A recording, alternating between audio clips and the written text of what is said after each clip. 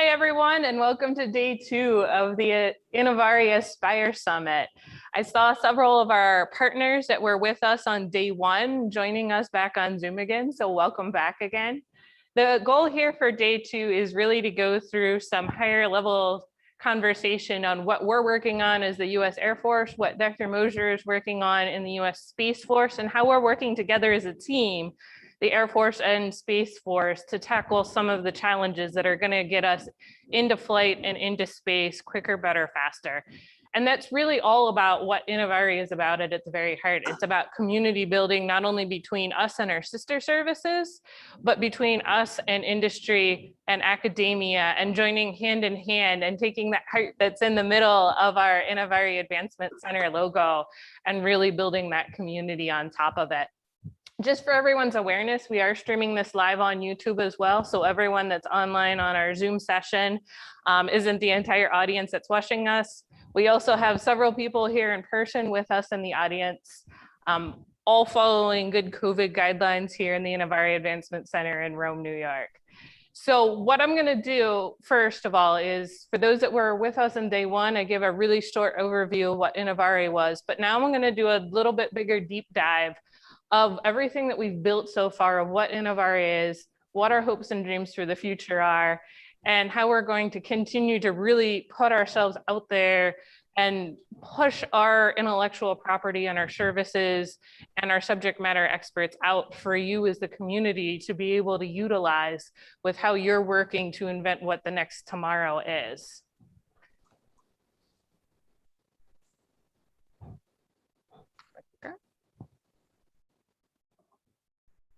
Can someone hit the next button for me? So at its highest level, like I said, this is about community building. This isn't about the Air Force. This isn't about New York State. This isn't about, our tech portfolio. This is about community building, utilizing all of those things as tools and partners in the ecosystem as a whole. And we're developing that and building that here in the Mohawk Valley to have the global impact that we're looking for out of the tech portfolio that we have here in the Information Directorate. The Information Directorate, our focus is command and control, machine learning, and artificial intelligence, communications. It's about cyber. So how do we put that out into the community in a different way than we have in the past and really put it on the runway to take off? We don't want to be the main partner in this. We want to be hand-in-hand partnerships with all of you out in our community working to solve these challenges on a day-to-day basis. The strategic partnership that Innovare built was built in partnership with some of our local partners, along with the City of Rome, Oneida County, where we sit here in New York State, as well as the City of New York. The building that we sit in and are working from is actually owned by the County of Oneida and was renovated through funds from Oneida County as well as New York State. And so that's really their part in coming out and saying, this is our big contribution to this. How do we now build this technical ecosystem and innovation hub around this to make what we have here in the Mohawk Valley be able to take off on that runway? So with that, with those partners, we built a 5-year strategy. We didn't want it to just be about one thing or the other. And so we built that strategy, and it has 3 pillars associated with it. The 3 pillars are about workforce development, they're about technical innovation, and about entrepreneurship. It's about making the tech, making sure the tech gets out into the right hands, and that we're looking to tomorrow for building the technical workforce that we need. And I like to tell people that workforce development piece isn't just about K through 12. It isn't just about universities. It's about getting our entire community excited about the technical innovations of tomorrow. And that includes everyone from my almost 2-year-old daughter who loves puzzles and loves to build things and gets excited about her puzzles, all the way up to our retired workforce, from everyone from the Air Force to our GE retirees and everyone here in the Mohawk Valley, and getting them excited about our tech and talking about it and educating our future workforce too. And so by taking that broader view of it, it really is about community building and not just focusing on one segment or the other. So to dive down into a little bit more about what we're doing here, the vision and the mission So leading that conversation that I just had, we built that vision mission around it to not only build that world-class talent in collaboration with the facilities that we're building here in Rome, not only the Innovare Advancement Center, but the Sky Dome that's being built next door for what's going to be the largest indoor UAS test facility in the country when it's completed. It's about our nice tech partners across the street that have a new cutting edge state-of-the-art facility for collaboration communication. And it's about our partners with Cree and Wolfspeed that are building cutting edge technologies in nanotech and have just moved into here in Marcy, New York, and bringing all of that together into the community, just as a few examples. And it really should be that magnetic ecosystem. So all these events that you see us running through Innovare, through AFRL, you're going to see that they're usually one or more events because we want to have that community building aspect built into it. We just don't want to have a pitch day, do some dollars, and then not have that community, lasting community as a result of it to continue talking the technology. We just did a 3-workshop series on trusted AI. That was one of a hot topic area that we're able to converge a lot of different people on. But the very first workshop was just talking about the challenge and really getting back to what some of those root cause challenges we wanted to target at. Workshop 2 was about refining those challenges. And then we were able to have a pitch day associated against those challenge areas as the 3rd day. And that was a year-long series of events really tackling that together as a community. So goal 1, to talk about this a little bit more.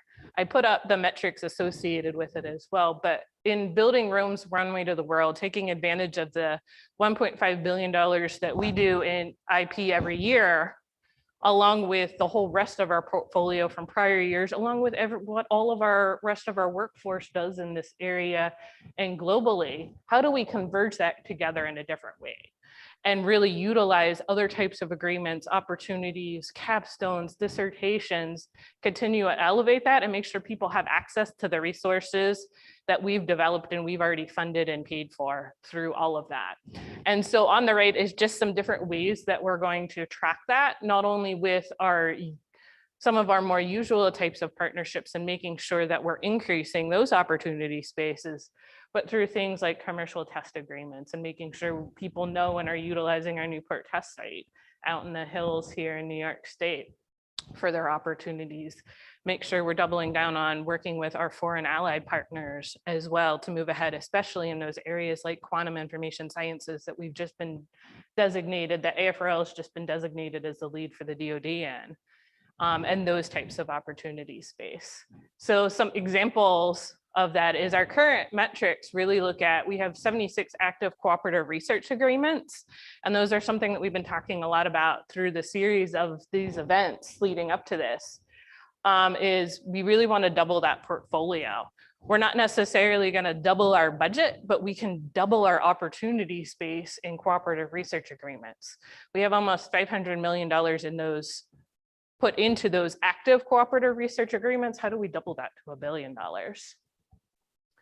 Opportunities like Cyber Tech Warrior, the $1 million Quantum Eutectic Accelerator, those were all community building events that we were able to hold over the course of the past year and a half, even with COVID, because we decided to really step out and learn how to do these events virtual, make sure that people were networking in different ways.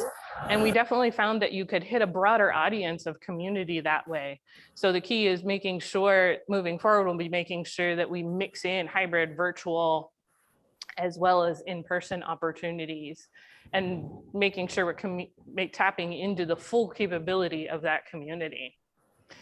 One of our partners, the State University of New York, and we did partner with the State University, not one particular university, to make sure that we're accessing the full capabilities of that university system here in New York. Not only are they working with leading opportunities, but we're doing things like with SUNY, like making sure that we're sitting as co-lecturers in their classes. And so working through all of the things that we need to do to get into that space where we can get those subject matter experts into those classrooms on a regular basis, helping to teach things like quantum, like systems engineering, like nanotech, and utilizing the best capability and resources at hand here in the Mohawk Valley. What you're in here right now is the Aspire challenges. One of the things that we recognize that I've talked a little bit about is making sure that we as the Information Directorate are very conscious about talking about future Air Force and Space Force challenges as we're moving out. And so we created these 5 challenges as a way to very specifically reach out and say, these are the specific topics that we think are going to lead to our future programs and projects and opportunity space. Can we talk to you, community, about this? Come talk to us about your ideas in this area, and let's develop some future concepts together about where these ideas should go. Prior to that, we used to talk a lot more broadly about our portfolio, but when you're talking AI, ML, cyber, those topics get real broad real quick. And so we as the DoD are trying to very specifically hit a few of those areas that we think are linchpins to make sure that this tech moves forward. And through these Aspire challenges, our partners are actually utilizing these Aspire challenges to help find other opportunity space. We're utilizing them, utilizing them in capstones and dissertation projects. We're putting together some EPAs currently against these challenges, so some of our university partners can help us work on projects with them. And so that's meant to be this whole cycle throughout the year of very consciously talking about these challenges. So thank you to everyone that participated in this inaugural year working that. We'll definitely be sending out surveys for inputs and feedback from you on how we can continue to evolve that process. Just a little bit more about the quantum Eutectic accelerator and the quantum collider. A lot of it really was not only having that interactive feature, but making sure that we recorded it and allowed other people to come behind. And so we did get a lot of interactions even after the events that people couldn't attend in person, but that came watch the material afterwards and then came and interacted back. And we were able to still fold them into the community. And so that's a big part of this virtual space that we're getting into, is pushing the material out. Goal 2 is about that entrepreneurial ventures. And it's not just about startups. It really is about making sure that companies have connection spaces into the community throughout whatever phase that they are in their business, whether or not it be starting up with a new idea and understanding how to access us as the Air Force and Space Force's intellectual material and property to help kickstart those startups, whether or not it be helping make sure you've got a few SIBRs under your belt, and then how do we phase into new business opportunities, or even moving from a small size company to a medium sized company. That's a very different management perspective on how to execute that. And so having an ecosystem developed around making sure that there's mentors, capabilities, all around that for whatever stage the company is in that they can reach back into, and they have opportunity space with our ecosystem is key with us. And so that entrepreneurial venture is not just about tech startups. It's about that whole ecosystem and the whole cycle of business development around that. And so that's why you see venture reservoirs called out, the grand challenges, outreach, network visibility, and getting companies the visibility that they need to be successful. And so just a few more examples of what we've been working on. I'm actually going down to the Propel Accelerator at the end of September. They've been working for the past year on this. One of our partners, the National Security Innovation Network, NISN, actually set up and ran an accelerator down in New York City with our technical challenges associated with them. And we came in and helped evaluate the companies as part of that cohort, and then mentored that cohort for the entire past year as part of that accelerator. And that's, for us as the Air Force and Space Force, it really was a sweet spot for us, because the people that were experts in running accelerators and running businesses were running it, and we were being this technical SMEs as part of it. And so they've got the outgroups here at the end of September that we're really looking forward to going down to and getting this final readout from the companies that were part of that accelerator. Reaching out into other technical hubs, we're building a relationship with Capital Factory down in Austin. You may ask what that has to do with the Mohawk Valley, but really the business landscape here in upstate New York and Texas can be very interconnected. And so Capital Factory wants to make sure that their companies have other opportunities to expand. And we want to make sure our upstate New York companies have opportunities to expand down in Texas as well. And we're co-utilizing those opportunity spaces as relevant. So what is goal 3? goal 3 is this community intellectual leadership. And we pegged that 10% number by measuring locally here in our upstate New York area of, are people excited about education? Are they excited about finding new opportunities? Are they pursuing higher level educations? And so that's why that number is the way it is. It's going to take a little bit to get there, but inspiring the community to pursue education, no matter what level you're at, is what this goal is about. And that's why it's bigger than just measuring K through 12 or university or how many interns we have, because we don't know if we inspired the community just by doing internships. We know we inspired the community if they're pursuing more education as a result of it and being excited about our future challenges. So we have a lot of different metrics that we're tracking in these different areas. And it does include that national community engagement. So from a national and global perspective, you know, getting those people back out and that we're inspiring other communities outside of this direct tier one here in New York State. So some other examples of what we're doing here is, and a lot of this is great examples of what we were doing. And so it's, again, how do we build that runway to take advantage of the big things that we were doing? So we have always executed all of the AFRL STEM dollars through the Griffith Institute, our partner that we're sitting in their building here today. And they've just taken on that for the entire Air Force of being able to execute all those STEM initiatives. So how do we insert our subject matter expertise into those opportunities? How do we find new and unique ways of bringing in more interns, even if it's not just with us doing Air and Space Force challenges, but with our community partners, making sure we're bringing in that best talent in order to execute. We have a machine learning boot camp. We have advanced cyber curriculum in order to teach information assurance and cyber principles out of our community. Because for us as the government, we have this unique place of being able to educate, and our people love it. We have a ton of our people that are actually have always on the side taught in not only in our local universities, but virtually to other universities. And so it's that co-lecturer agreement where we want to formalize that more and get them more to where they can talk about the Air Force and Space Force challenges as part of that curriculum too, if we have a formal relationship to do that. And then being able to move out. The big exciting thing that we want to do, the Brookhaven relationship is mentioned at the bottom, and the big exciting thing that we really want to do is create that quantum roadmap from Long Island clear up to Chicago, coming right through Rome. So we were one of the first nodes on the ARPANET here in Rome, New York, and we want to be one of the first nodes on the quantum network when it's set up, and we're in process working that with our partners today, and that's just so exciting.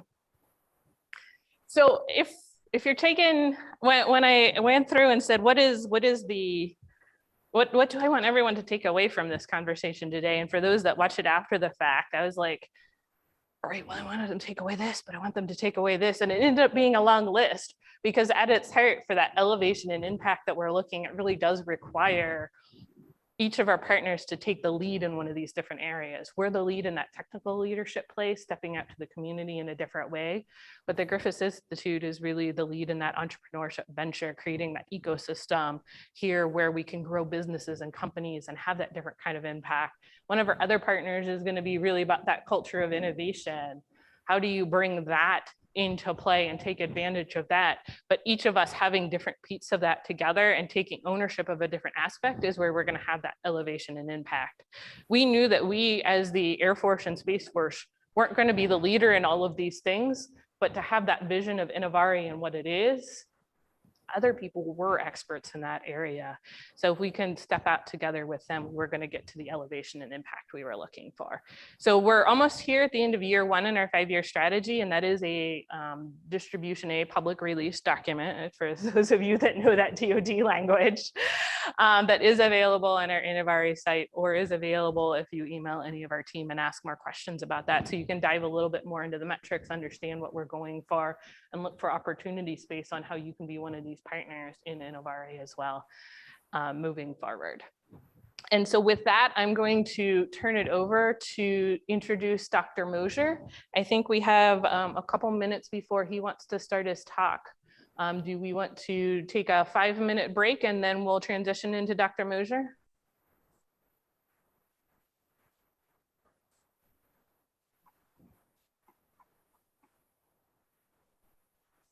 I'm certainly okay with either.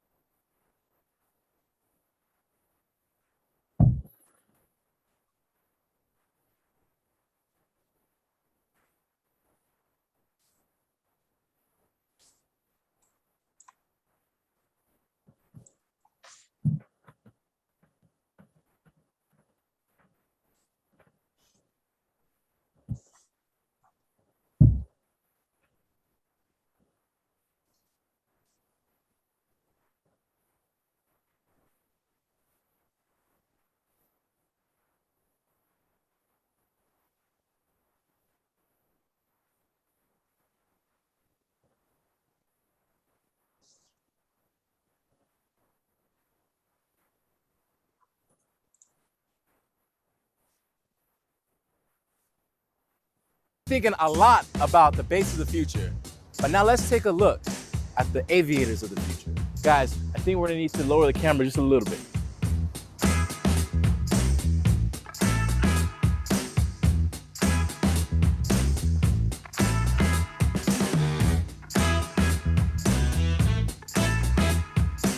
My father taught me how to fly. Grew up in Japan, and growing up with the Aero Club eventually just got me into flying. So he had me solo on my 16th birthday, and I just continued flying from then. We've always flown, so be it our own airplanes, his training planes, his work planes. That's our hangar when we're not at home, and the girls have been flying in that ever since they were 3 months old.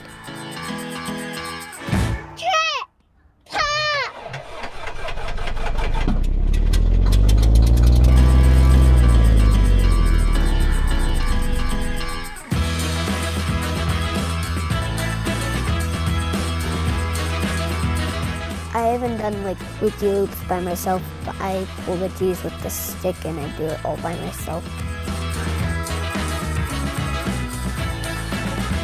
We love to fly.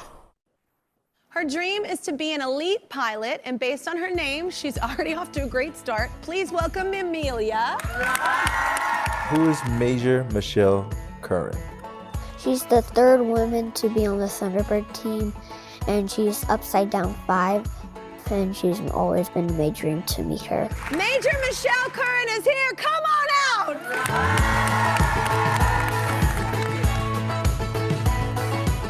I think for them to not have the limits is really rewarding. For them to think that they can do anything is really amazing to me. And to not let them think that I'm a girl, I can't do this. I'm a kid, I can't do this. No, you can do anything you want. And the aviation community is like a family. They treat each other with kindness, respect, and they're always willing to help. Just keep going until you reach your goal and never stop.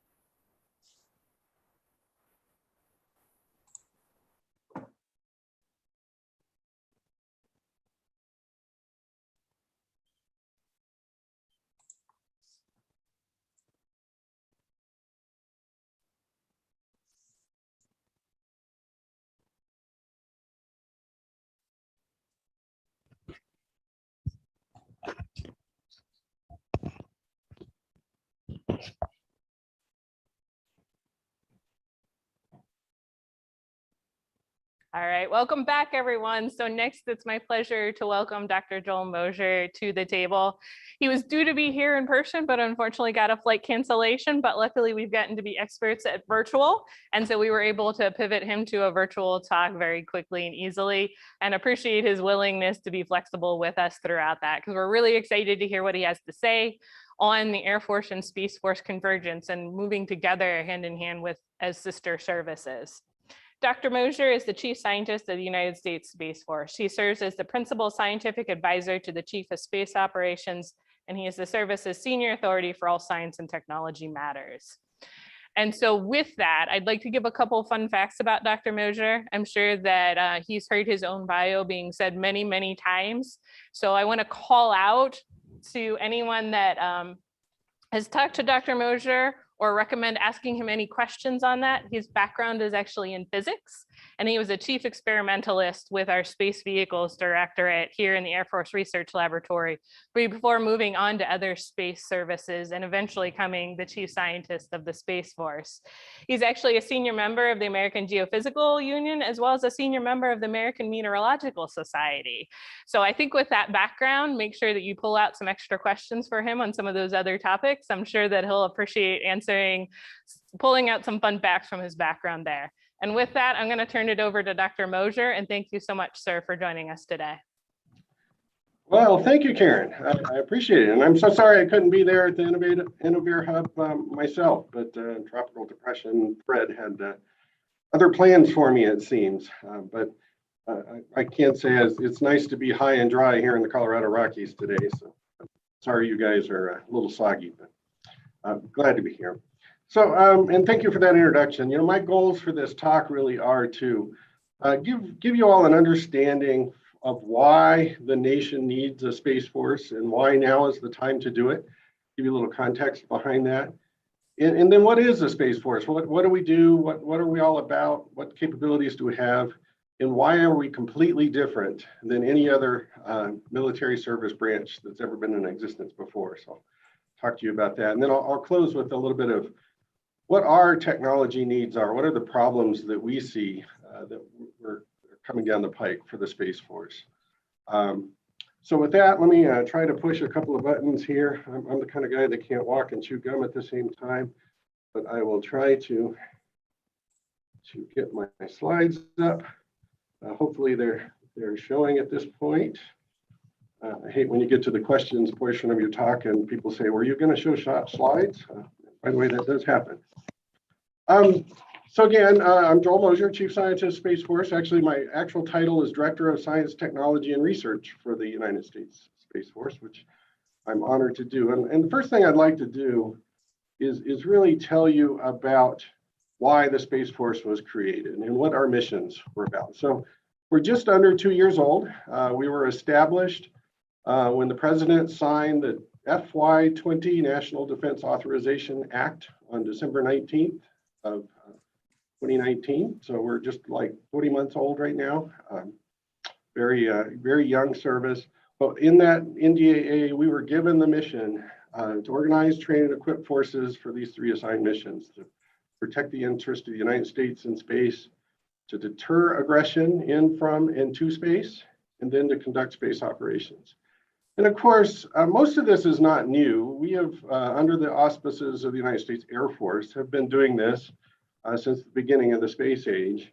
And you can see here listed on this chart many of the missions that we accomplish every day that are guardians. And by the way, members of the Space Force and civilians in the Space Force are called guardians, just like members and civilians in the Air Force are called airmen. So when I refer to guardians, that's what I'm talking about. And you can see, going everywhere from orbital warfare, military intelligence, space battle management. We have built capabilities to do that over the last decades, but that doesn't explain why we need to have a Space Force specifically dedicated to these and a growing number of missions in the future. The one thing I'd like to underscore is that first mission that's listed here, to protect the interest of the United States in space. That's a significant one, and that's significant that it is on this chart and that it was in our mandate. think about all of the things that you see in space these days going on. You know, I used to go around saying we were on the brink of the next space age. Today I say we are in the middle of the golden age of space. Almost every day we see on the news something exciting happening, either from entrepreneurs or the space billionaires, the space barons that are doing suborbital flights for tourism, to developing huge constellations, to trying to go to the moon and Mars.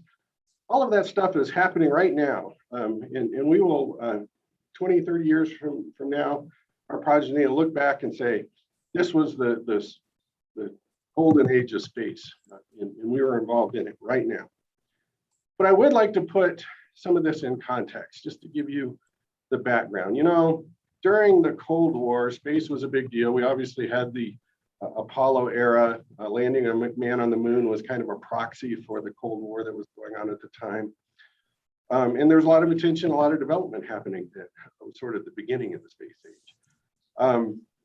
And you know, back in 1973, the Russians launched their first anti-satellite weapon that kind of put us on notice that this is a domain that we need to be prepared to defend and fight in. And yes, the US has anti-satellite capability as well.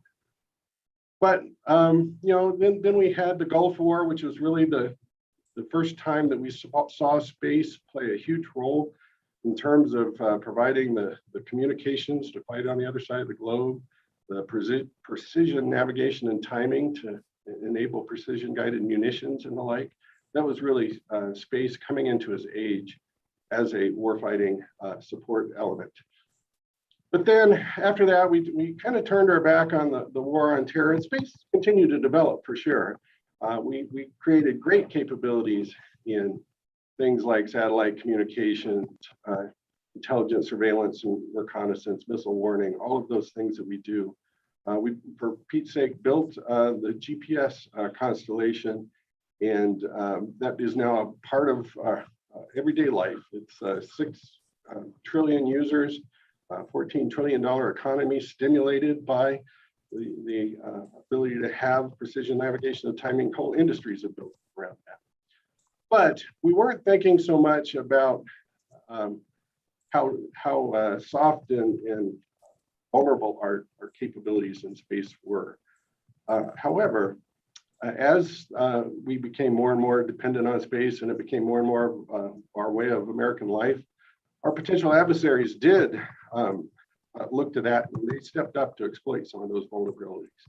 And this chart sort of summarizes that. So you can see the peak in the 90s and the decline, and not a decline in so much space capabilities, but in the thought that this was a warfighting domain.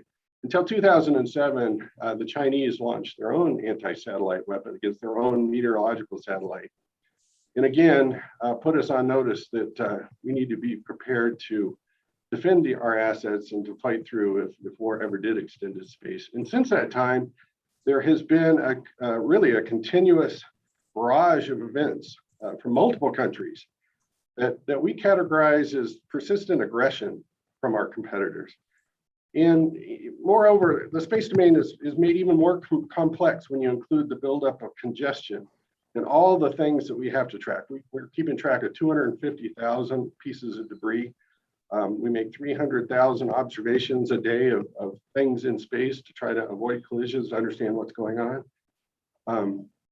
And you know, these events here on the right-hand side of this chart are events that have happened in recent history that have given us pause to wonder what's going on. So for example, I'll just give you an example one. This Cosmos item 2542 was, we call it the Russian nesting doll satellite. It had several sub-satellites that could be deployed. That thing got launched and went directly in orbit of one of our big national satellites, critical satellites, and started trailing us in a very provocative way. And sure enough, that class of satellite had the ability to eject a kinetic weapon out of it. So this was not acceptable behavior. It was not part of the norms of behavior operating in space that we see. But that's just one example of the conversations that we need to have around the globe about what is the norms of behavior, what is acceptable around the globe. And then, so that's to demonstrate that we are definitely in a contested domain. We are also very congested, as I mentioned before. If you go back to 1957, launch of Sputnik, there was exactly one object in space. Today, there's all these things that we have to track and maintain custody of. And that is just pushing our abilities very much to the limit. And I will get to that when I start talking about some of our technology needs of how we need to do that. So let me talk a little bit about what we have today. What does the Space Force collection of assets look like? And this, again, has been built up over many decades and really is responding to no kidding needs that the Joint Warfighter needs. And you can see that we have an array of ground-based assets. On the bottom of this chart, we have our satellite control networks around the globe. We have our space domain awareness telescopes looking at objects in the sky, maintaining situational awareness of those, our missile warning, our over the horizon warning radars to look for incoming missiles, the ability to respond to space electronic warfare capabilities such as SATCOM jamming and the like. And then, of course, our launch ranges. We have two launch ranges, one on the East Coast, one on the West Coast.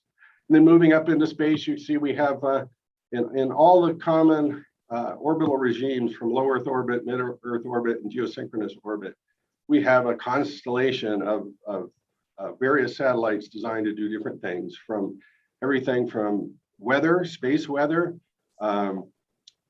space-based monitoring of terrestrial activity, intelligence, surveillance, reconnaissance, GPS capability. There are about 37, I believe, GPS satellites on orbit right now today, providing the gold standard, as I mentioned, to billions of users and trillions of dollars worth of economy. And then we have our big, giant birds in geosynchronous orbit. These are way out there, or what we previously considered way out there anyway, providing things like satellite communications and the like. And I'll point out on the right of this chart, you can see this little gold satellite called GSSAP or GSAP, the Geosynchronous Satellite Space Awareness Program. That's sort of a nod to what we see as coming. That is a satellite that's out there sort of on beat patrol in the geosynchronous belt, making sure that there's no nefarious behavior and understanding what's out there, kind of putting the world on notice that if you do something nefarious, we're watching.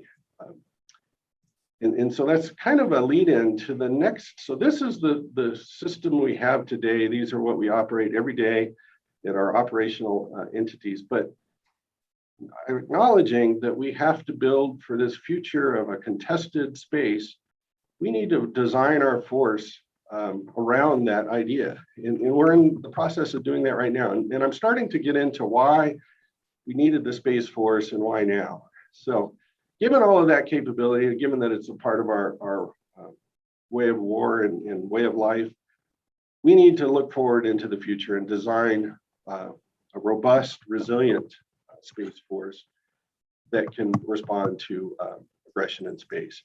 So this is the kind of operational view one or OV1 of our future force design at a very top level. And you can see there are three main pillars in this diagram. In the red, satellites are there to represent the threats that we face. So on the left is a space superiority pillar. Just as we require air superiority and sea superiority, we will require the ability to maneuver and operate in space to do the things that we need to do. And that requires a dedicated set of capabilities and satellites and ground stations to do that. So there's a whole space superiority pillar. In the middle is the strategic effects. So this is things like missile warning, nuclear command and control, precision navigation and timing. That all falls in this middle thing. Again, it's not that we're not doing those things today. This architecture helps us build to a resilient force that we can fight through any conflict in space. And then finally, on the right is the theater effects, or the effects that we provide to the joint warfighter, whether they're on the ground or at sea or in the air. Things like PNT and comms and ISR and weather, all of those things are in this third bin. And along the bottom, in the green stripe along the bottom, the alphabet soup there, that's all the command and control centers that we have, and building all that up. Just above that is the networks that allow us to tie all this together and to do this command and control in a seamless way. And at the very bottom is all of our partners. But I'd like to point out two things in this chart that I haven't mentioned yet. And those are the seams between the big pillars. So one of them is space logistics, and the other one is the orbital test range. So let me talk a little bit about space logistics. Today we launch satellites on big expensive rockets, and they fly until they're out of fuel, and then we re-enter them and launch another one. In the future, that's not going to be the way that we need to do space. We need to start thinking about what other domains have done and establish logistical infrastructure, things like the ability to refuel spacecraft on orbit, or to service them, or to upgrade their technology without launching new orbits. And this is all part of the idea that space needs to become more accessible to all. And oh, by the way, this is not just for the Department of Defense, but for commerce and entrepreneurs who need to operate in space will need this infrastructure as well. So we have recognized that and put that specifically into our force design. And then on the right, and I'll talk a little bit more about this in a minute, the orbital test range. You know, for example, we have Edwards Air Force Base in California where we can take an experimental aircraft, put a test pilot in the cockpit with goggles and scarf, and send them off to go do some high G maneuvers and take data and come back and analyze how that worked. That's much more difficult in space because getting to space is tough. Getting things back from space is tough. How do we test and evaluate and develop things in space? And one of those ways is through digital engineering, which I'll talk about in a bit. So this is the Space Force that we are in the process of building towards over the next 10, perhaps 15 years, putting all of this in place, but we're moving rapidly in that direction. Now, let me talk a little bit about the Space Force organization. And I always hate to show org charts, but this one's useful because unlike any other military service that you've ever seen, every 06 or colonel level command in the Space Force is shown on this org chart. This one simple, very concise org chart. And that's just amazing. So today we have about 6,000 military guardian Space Force members and about as many civilians. So 11,000 or so total guardians in the Space Force. Compare that to the United States Air Force, which is about 500,000 airmen, not counting the Guard and the Reserve. So we're very small. In fact, we are about a quarter of the size of the US Coast Guard, very small. You don't see things like Space Force Medical Corps or Legal Corps, or even our own training academy or recruiting service. None of that stuff exists in the Space Force. We are relying on the rest of the Department of the Air Force or the United States Air Force to provide those services to us. So we're a very lean, small, and operationally focused military service. So unlike any other service that we have today, we're unlike the Marines, anything like that. But let me just describe real quickly the elements of this org chart. So at the top, we have the Chief of Space Operations. That's General J. Raymond, my boss, 4-star. And he has a very small staff in the Pentagon headquarters. It's just a few hundred people, which is incredibly small for a military service in the Pentagon. And along in the middle of this, where you see the 2- and 3-star commands. So we do have an element at the National Reconnaissance Office, a 2-star billet. But the bulk of the operations and the structure of the Space Force is captured in what we call field commands. And there are 3 field commands for the Space Force. One is the Space Operations Command, or SPOC, led by 3-star Lieutenant General Stephen Whiting. Here in headquarters are here in Colorado Springs, where I am. There is Space Systems Command, Largely, you might have heard of the Space and Missile Systems Center, SMC, out in Los Angeles Air Force Base in California. As of just a few weeks ago, they have stood up as a new command, the Space Systems Command, and they're our acquirers. They're the folks that are getting capabilities for us now and into the future. And then on the right, far right, is the two-star command called the Space Training and Readiness Command, or STARCOM. That is where our training and doctrine and education stuff falls, as well as our test and evaluation capabilities. So that's it. Those are the three field commands. Those kind of sort of like a major command within the Air Force. And underneath all of those are the deltas that actually execute the mission. So if you look, for example, under Space Operations Command, or SPOC, there are a number of deltas, and a delta in Space Force parlance is the same as a wing in Air Force parlance. It's an 06 level command.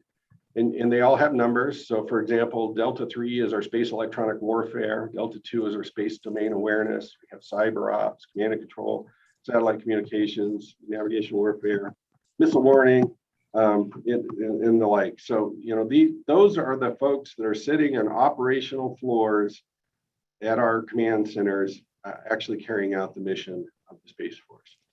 And again, this not that many boxes on this org chart, and I've captured every 06 level command in the entire Space Force. There's no other service that can do that. So I won't go into any more detail. But, let me shift now and talk a little bit about what our near-term science and technology priorities are. And I've listed a few here. They're not necessarily in priority order, but these are the things that keep me up every day worrying about how we're going to provide the capabilities to do that. So obviously we have a vision. If you've ever heard General Raymond give a talk, he talks about the Space Force will be the first truly digital service, that we were born digital. What does that mean?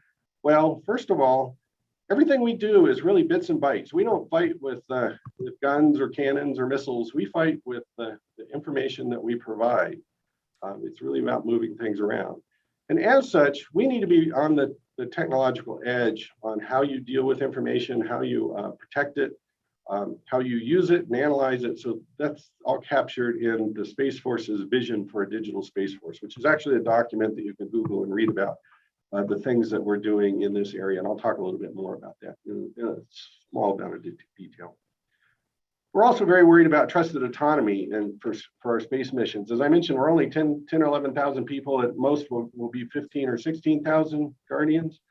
That's a small force. We need to make sure that we're freeing up our Guardians to do things that are really requiring human. Everything else, we need to figure out how to increase the level of automation and apply autonomy to those missions. And then space cyber mission assurance. Space and cyber cannot be disentangled, and there's a lot of overlaps, and we are fighting in the gray zone today in this area, and I'll talk a little bit about that. And then one that's very exciting to me is the expansion out to Cis Lunar. So Cis Lunar just means between here and the moon, in the vicinity of the orbit of the moon. As you are, I'm sure, aware, the United States is committed to going back to the moon, putting people back on the moon in just the next few years through NASA's Artemis program. We have lots of entrepreneurs and businessmen looking to develop Cis Lunar space. That can mean lots of things, from providing services in that domain, exploratory missions to the moon and beyond, all the way up to colonization and settlements on the moon and Mars. So there's a lot of the world that's developing in that area. There's a lot of technology that's being developed in association with that. A lot of that is outside of the fences of the Department of Defense. And we need to be prepared to understand what all that technology is and what its dual uses and what threats it might represent to security and national assets. So that's why that's on there. So I don't intend you to read all these words, but let me give you just a very top level of what this vision for a digital forces looks like. And there's really 4 elements to it, and they're listed here. There's the digital engineering element, and that's you know, for our acquirers and our people doing system design, this is model-based systems engineering, this is building digital twins of our systems as we acquire them, because that makes us more agile, more flexible, and all of those good things. So we are adopting that wholeheartedly as we stand up the Space Force, and that's clearly a big part of what we do. Digital workforce is a big deal too. In order to move forward in this digital world where we move bits and bytes around, we need to have a workforce that has the technical savvy to do that. So there's a lot of very intriguing Guardian strategies to develop a deep technical workforce. For example, at every one of those operational deltas that I showed on the org chart before, there's a small number of those folks that have been identified, especially as what we call supra coders. So semper supra means always above. That's our motto in the Space Force. A supra coder is a person that's tagged to go and learn about how to do agile software development, how to do DevSecOps, and to build rapid capabilities for our operations. And then they will take that expertise back to their deltas, not necessarily to do the coding themselves, but to be savvy and to understand how to specify those requirements, how to bring something new into ops, how to certify things, how to specify the needs of a software developer. So that's a very exciting part. And there's other pieces of the digital workforce, but it's all designed to building a very technologically savvy workforce. Digital operations at our ops centers, they're swimming in data, they're swimming in objects that they need to track in space, the imagery that they receive from ISR satellites, the classification level stuff that they have to deal with is all going up. Just think of the number of objects in space. Just a couple of years ago, we were tracking just a couple of thousand active objects in space. Today, we're tracking on the order of 30,000 objects in space, active objects. And a lot of that is because we're putting more on an individual rocket. We're putting many payloads on one rocket. For example, when Elon Musk launches a slew of Starlink satellites, he's putting 60 at a time in orbit, and he's put more than 1,700 of them up so far. And there's many other large constellations being developed today. So that is just swimming, causing our operators to swim in data that they need to deal. We need to digitize, we need to bring that stuff into the future with big data analytics, automation, AI, ML kind of things, and that's what that's all about. And then the final one is the curious one is the digital headquarters. And that sounds a little bit trite, actually. It sounds like, okay, so we're automating our staffing and tasker processes. No, that's not what that's about. What digital headquarters refers to is taking information and decision data and pushing it down to the lowest level and lowest echelon in the organization where those decisions can be made. So it's really all about enabling and incentivizing command and control at the lowest levels. There's a lot of effort on this. Again, I won't dive too deep into the digital force, but I do recommend that if you're interested in this area to Google for the Space Force's vision for a digital service. It was just published back in June. You can get a lot more details when you're doing that. Let me talk a little bit more about the AI and ML. And so clearly when we have so much data, we need to be able, as I mentioned before, to free up Guardians to focus on the jobs that require humans. With only 15,000 Guardians, we have to be able to punch above our weight, and that we're going to do that through this AI and ML activity.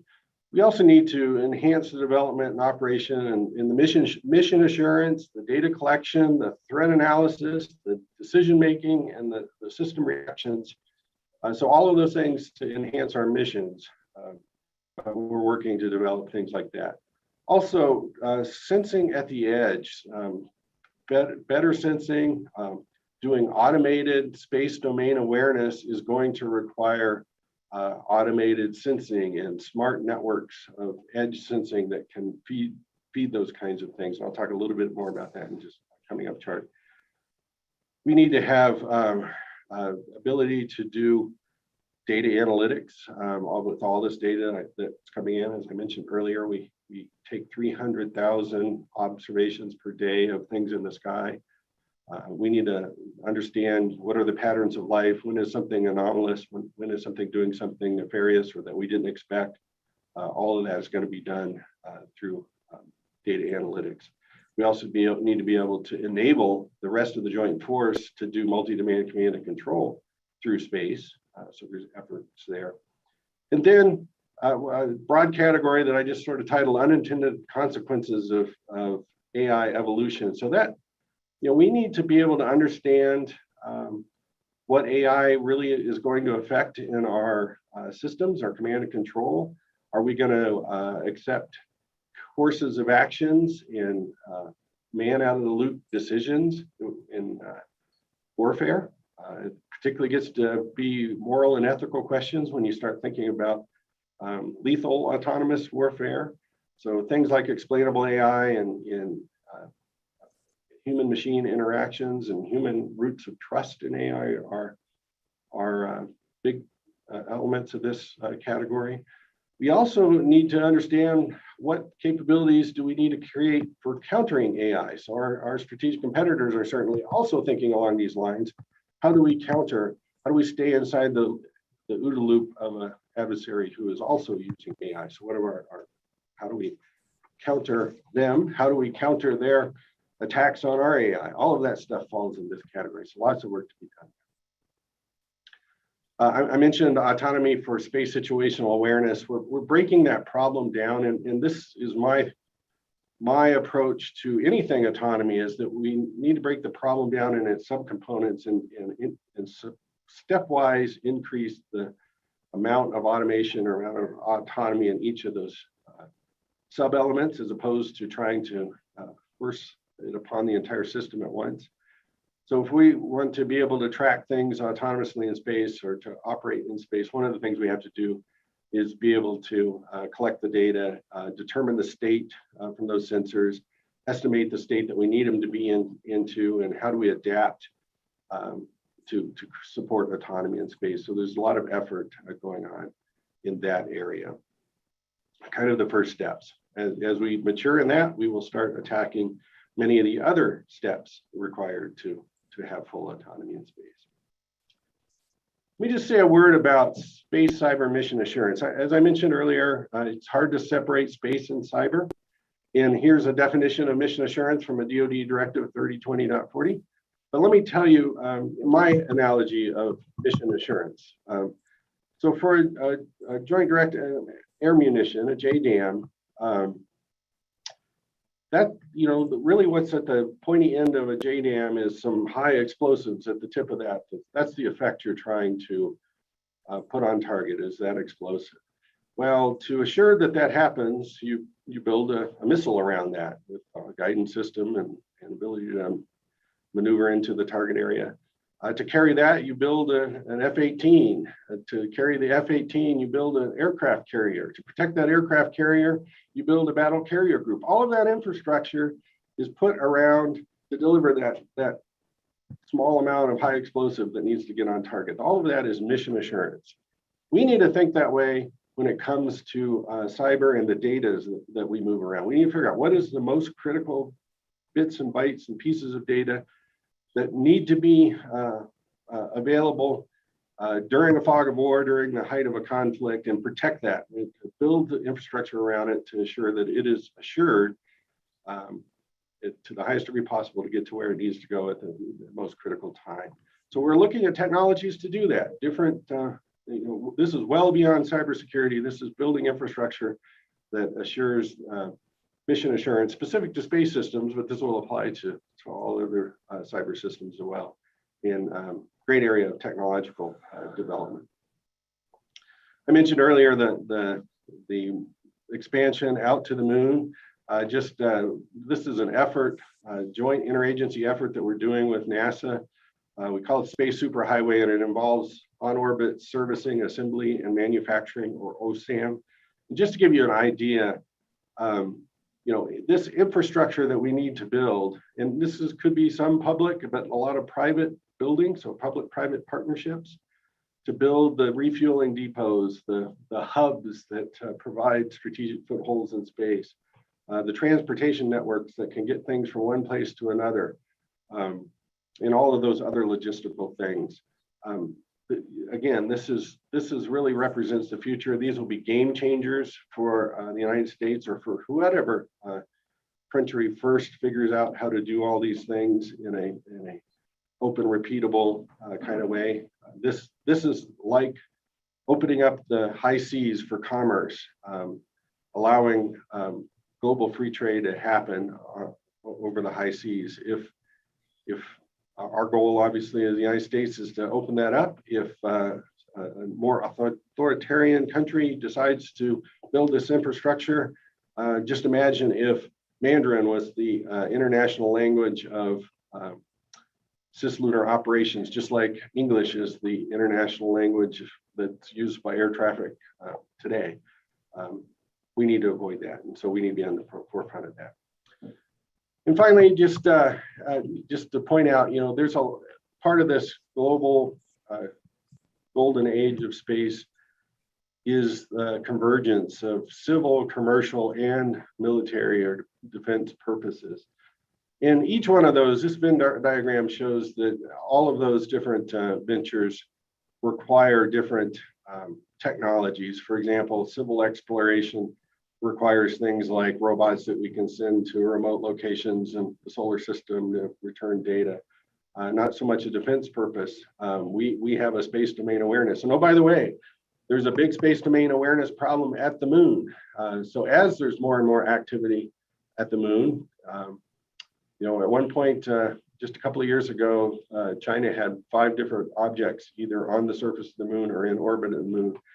And we had very little, if any, capability to understand what there was out there, what they were doing. So we need to develop that space situational awareness. Then, of course, the commercial folks have their own needs. But if you look in the center of this Venn diagram, there's just a ton of technology that's common to all of us that we all need to be working on together. And we are building partnerships with the private sector, with NASA and other parts of the interagency, Department of Commerce, for example, to do space traffic management. But there's a lot of technology there.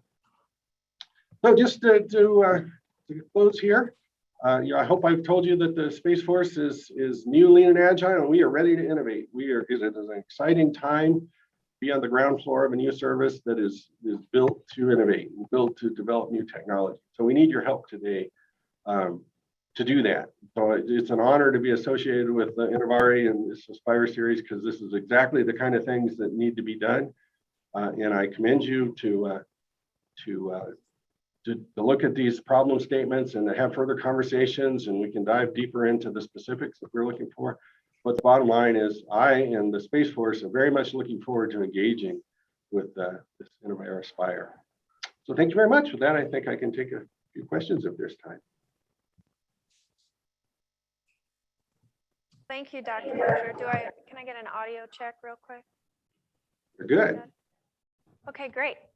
So my name's Delia Jasitis. I work here in Rome, and I'll be moderating the Q&A from our in-person audience as well as our virtual audience. We have folks watching from YouTube as well as on the Zoom call here.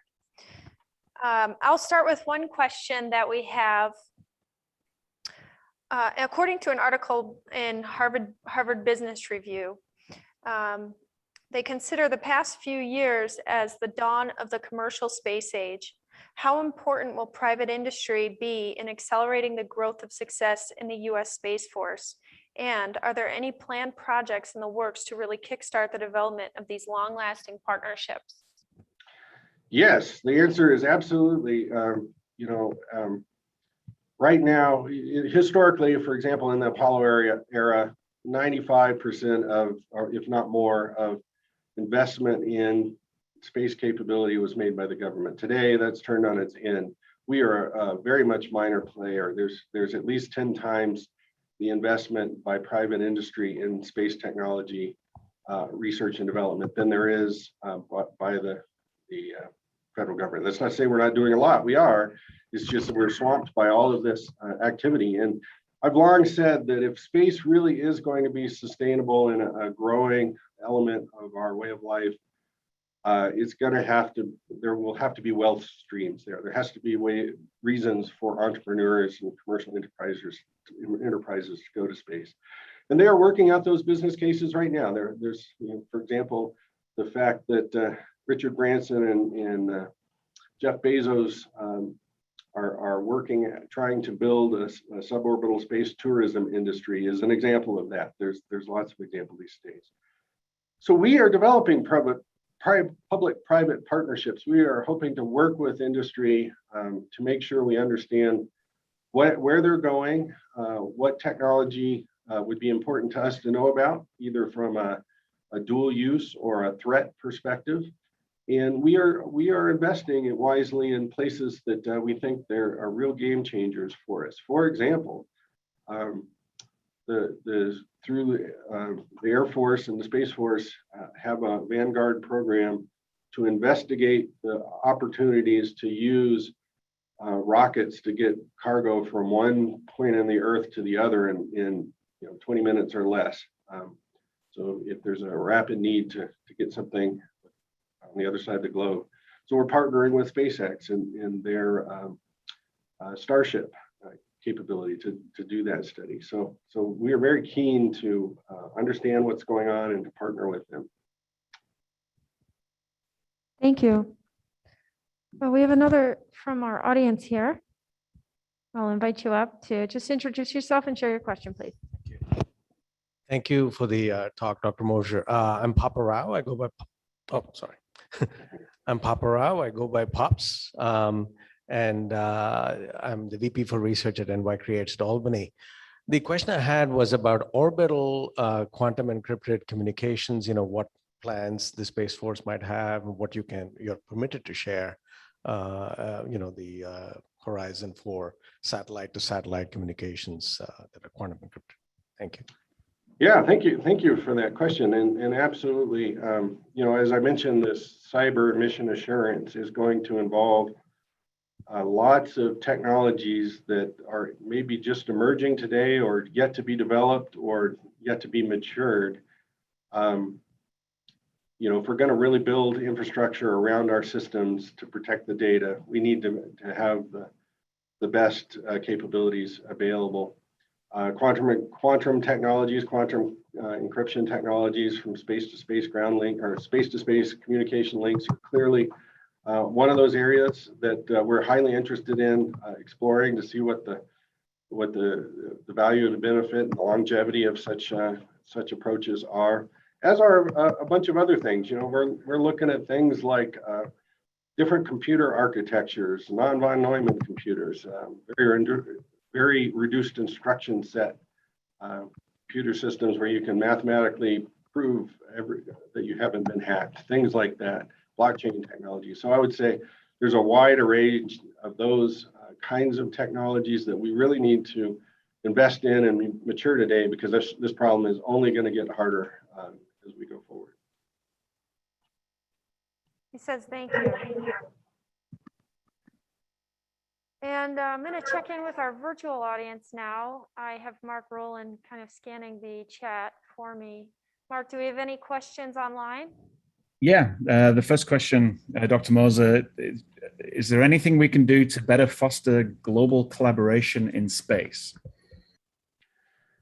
Great question. I love it. And that is exactly what we want to do. So my office has led a series of workshops. We call them the Space Futures Workshops. And we've been looking out 20, 30, 40 years in the future. So we wrote a report a couple of years ago called The Future of Space 2060, which you can find online. But what we were doing there was trying to understand what are the bounds of sort of the global geopolitical, economic, technologic, environmental aspects of the future of space, and what could be the extremes. And through that, try to understand what are the possible futures? How can we define some of the possibilities for the future? Some of those are going to be positive. Some of them are going to be negative. And we need to develop strategies move us towards those positive ones as a whole, as a government, as a nation, and with our other freedom-loving countries that would join us in this pursuit. We need to develop that. So it's very important that we foster sort of global cooperation in this area. Just as the Navy, the analogy is for the high seas, the Navy assures freedom of navigation on the oceans, which in turn enables freedom of trade globally. Whether it doesn't matter what flag you're flying, the U.S. Navy and our allies protect that ability of navigation. We need to do the same thing in space as commerce and these wealth streams develop. So it's way more than just the Department of Defense ability to defend our assets. We need to be a part of the future development for the global common good in space, and we have to do our part of that. So lots and lots of partnerships, again, with U.S. industry, with international industry, with our allies, our friendly nations, and all of that needs to be in mind, lest we move to one of those futures in our list of potential futures that's not so positive. So for example, if that did not occur and somebody else ended up controlling all of that capability with different ideals and different morals, we would not like that very much. So great question. Thank you, Dr. Mosher. So I'll scan the audience here next. Do we have anybody with a question? I don't see any hands going up. I do have a question from online chat here, so I'm going to read that to you. I see that SpaceWorks is launching today, and there is a Space Pitch Day today in LA. Are these initiatives things you think will help collaboration with industry? And is there anything else that could be done to partner with smaller businesses? So yes, and we're very excited about SpaceWorks and getting that off the ground. And it's all about partnering with small business, and very much look forward to this era of making this new connection. As far as what needs to be done in the future,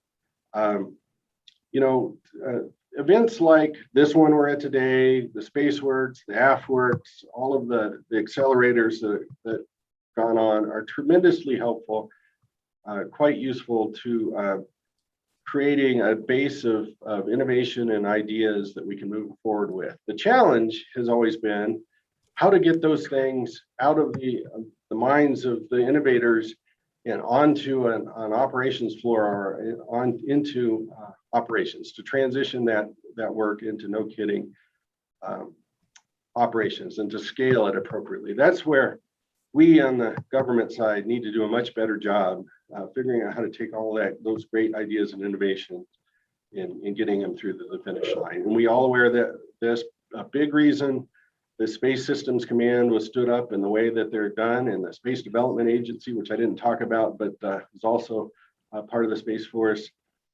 Reason for all of that stuff is to take that innovation from the small businesses and scale it up to something that we can use. So that would be my answer to that question. Thank you. Mark, checking in with you. Do we have any other questions online that we want to? Yep, we do. Yeah, the next question then would be, given Space Force projects are mainly classified in nature, what advice would you give a business that would like to partner with Space Force? Well, we need to talk for sure. So you're right. And the fact that Space Force projects are classified is partly a problem. We need to be able to engage broadly with the innovators and folks that have the great ideas, including small businesses and academia. So we need to be very careful about what we do decide to protect at classified levels and bring some of that out in the open where we can have conversations. We also, continually are working to make sure that we communicate at what levels that we can to our industry partners and small businesses. So that's a lot of times conversations that we need to have about the threats that we face, about the directions that we're going moving forward. So, I'd say that practically speaking, thing to do is just engage in these kind of conversations and let's see where they go, because clearly we need this innovation at all levels of classification that we're doing. So this is something that we have to work on very hard on our side. Thank you. So we have about 5 more minutes for questions. Do we have any folks in the audience that have? Melissa, would you like to come up or? Can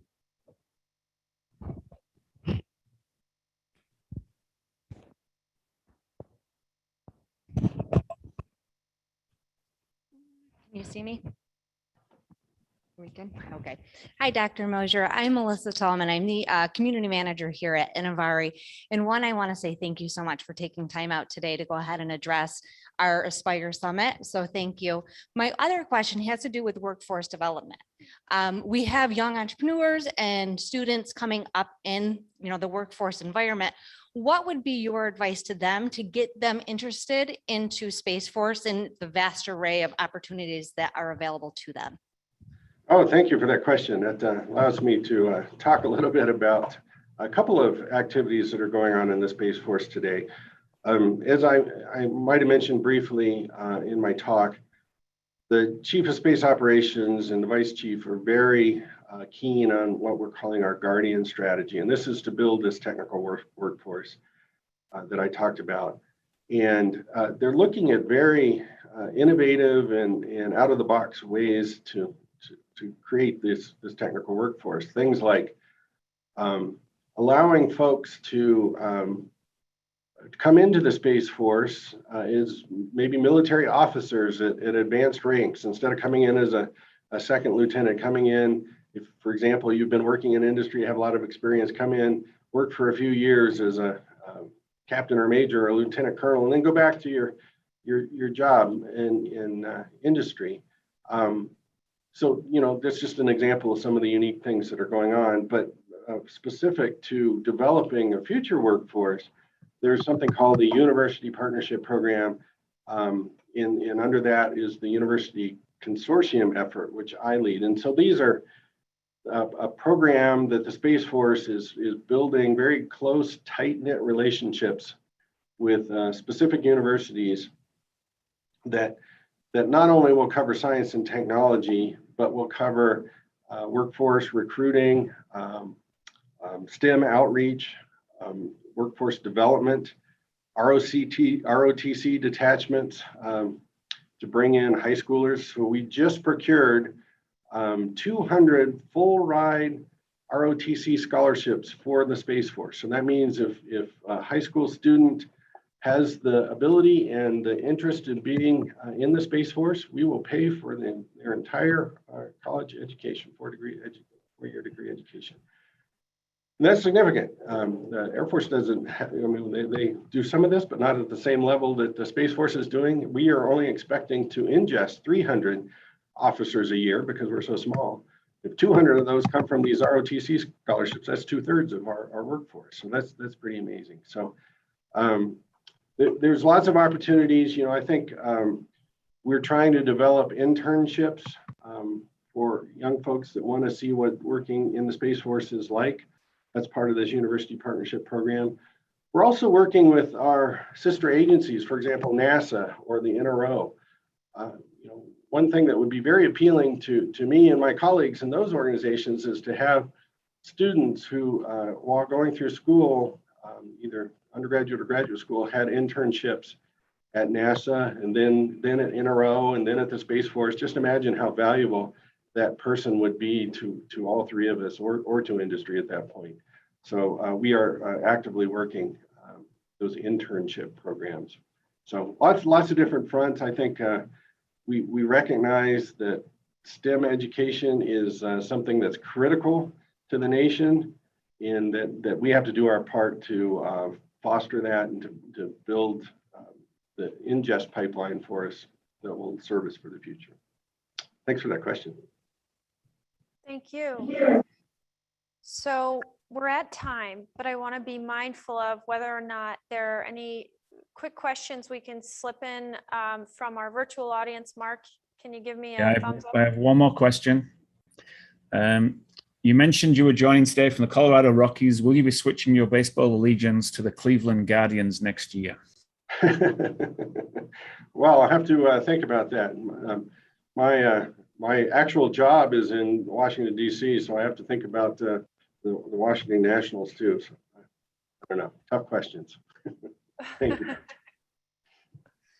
All right. Well, I think that wraps up this portion of our agenda. Thank you so much on behalf of the Innovare Advancement Center, our collection of partners, and the Air Force Research Laboratory. So thank you for being here today. And we'll take a short break. We've got a couple videos to play while we set the stage for our CTC roundtable to follow here at 11 a.m. Eastern Time. Thanks, everyone.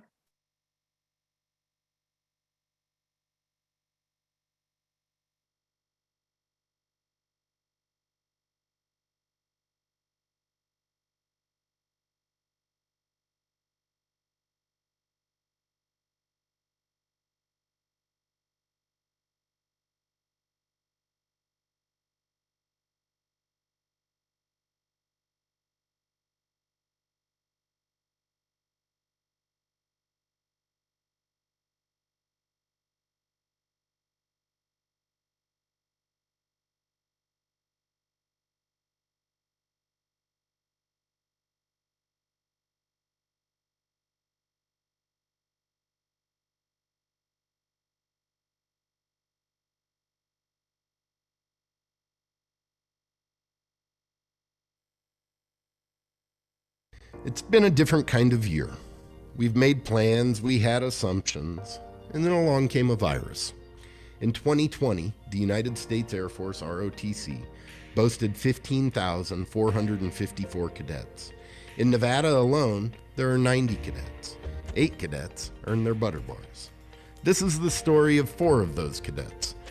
These future leaders are half of the graduating class of Detachment 004 at the University of Nevada, Las Vegas Air Force ROTC. We hope as you hear them, you gain a deeper appreciation for the dedication, determination, effort, and even sacrifice that it takes to become an officer in the United States Air Force. Lieutenants, how you guys doing today? Excellent, sir. Good. How are you? Good. Well, thanks for being here. Congratulations on your commissioning. I was sitting in those chairs a long time ago in 1999, and so I know the excitement you feel. But let's go around the room. Let's do a couple of quick introductions, if that's okay. My name is Lieutenant Avery Allen Lyas. I'm selected to be an aircraft maintenance officer heading over to Travis Air Force Base. And I'm Lieutenant Bryce Alvis, and I got picked up this past March to go to Euro-NATO Joint Jet Pilot Training at Shepherd next March. I'm Lieutenant Connor Smith. I'll be going to Okinawa to be a force support officer. And I am Lieutenant Ansel Cabrera. I'm heading to Eglin Air Force Base to be a developmental engineer. It's always challenging for students to rise to the level of performance that's expected in college.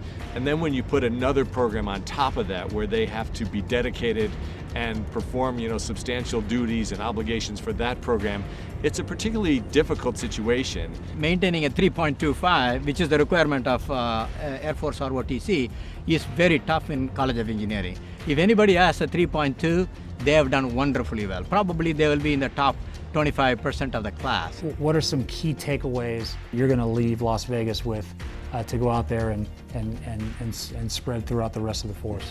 Always push yourself. If you're always pushing yourself, that gives the example to your subordinates, and they want to push themselves. Number one thing I learned was just be willing to change. Don't ever accept the status quo. If there is a better way, find it. Patience. Patience for yourself. Patience to kind of learn. They have to make sacrifices, personal sacrifices, to be able to meet the demands of being in the ROTC program, and also, their academic responsibilities. And so I think it creates a sense of stick-to-itness and tenacity. It's amazing to see the discipline. It's amazing to see the physical strength these cadets bring in. And in classrooms, these are very disciplined students. What we have going on around the world right now with COVID. How do you manage that in your head, and how are you thinking about that as a leader? One of the things with this pandemic too is it's kind of forced the world to challenge the status quo of how they do business and how they operate on a day-to-day basis. I think the biggest one that we all saw was Zoom. Zoom and WebEx were probably the biggest ones. Learning to be comfortable with them. I mean, it's not too hard of a transition, but for some people it's definitely trying to coach them like, hey, you do this with Zoom, you don't do that, or please mute yourself during the Zoom call. I don't want to hear you making espresso.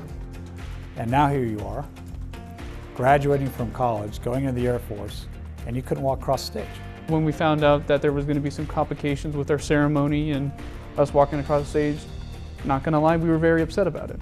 I thought that's what was important to me, is getting the opportunity to walk across the stage in front of my family and friends and grab a diploma. But I think, like with any stressful event in life, you may be upset about it for a little bit, but when you can push through that and adapt to the situation mentally, everything else just follows suit. Thank you for spending this time with us. Congratulations on joining this long blue line. As a colonel and seeing this next generation and handing the baton over to you, I can't tell you how excited I am for our country. We're in much better hands with you guys taking this full speed ahead. And we look forward to seeing you guys out there on the flight line, and I'll see you at First Lieutenant and Captain and Major and so forth. So thanks again for being here. Ever since Avery was a baby, he was a very quiet child. But at the age of maybe 7, he knew he wanted to be a soldier. Looking at him today with the bars on,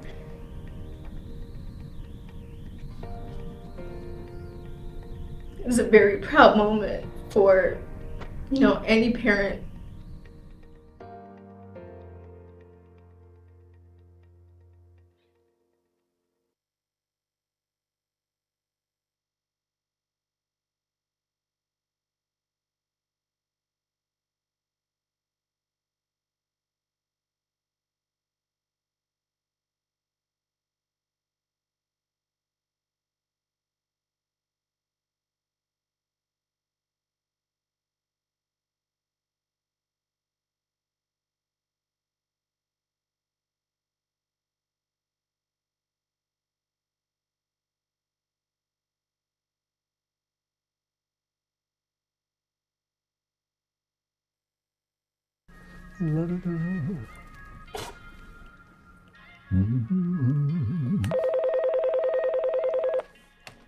Hello, that works. Oh yeah, I can transfer you. Hold 1 second, please. Thank you. And when you dial, the world is brighter. You call my name and I'm a king. Off you go in the wild blue yonder. Off you go, leave me alone. Your call to me is worth a fortune. Your love for the Air Force, everything. Hey Elvis. Hi. I could use a little less conversation, a little more action. Do you mind updating the phone system with our new COVID protocols? Please press 1 to record your message.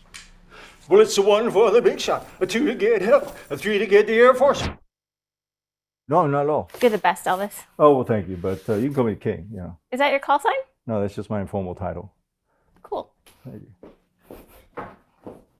Yeah, I know, they just want me to do something here. I don't even know what this means, man.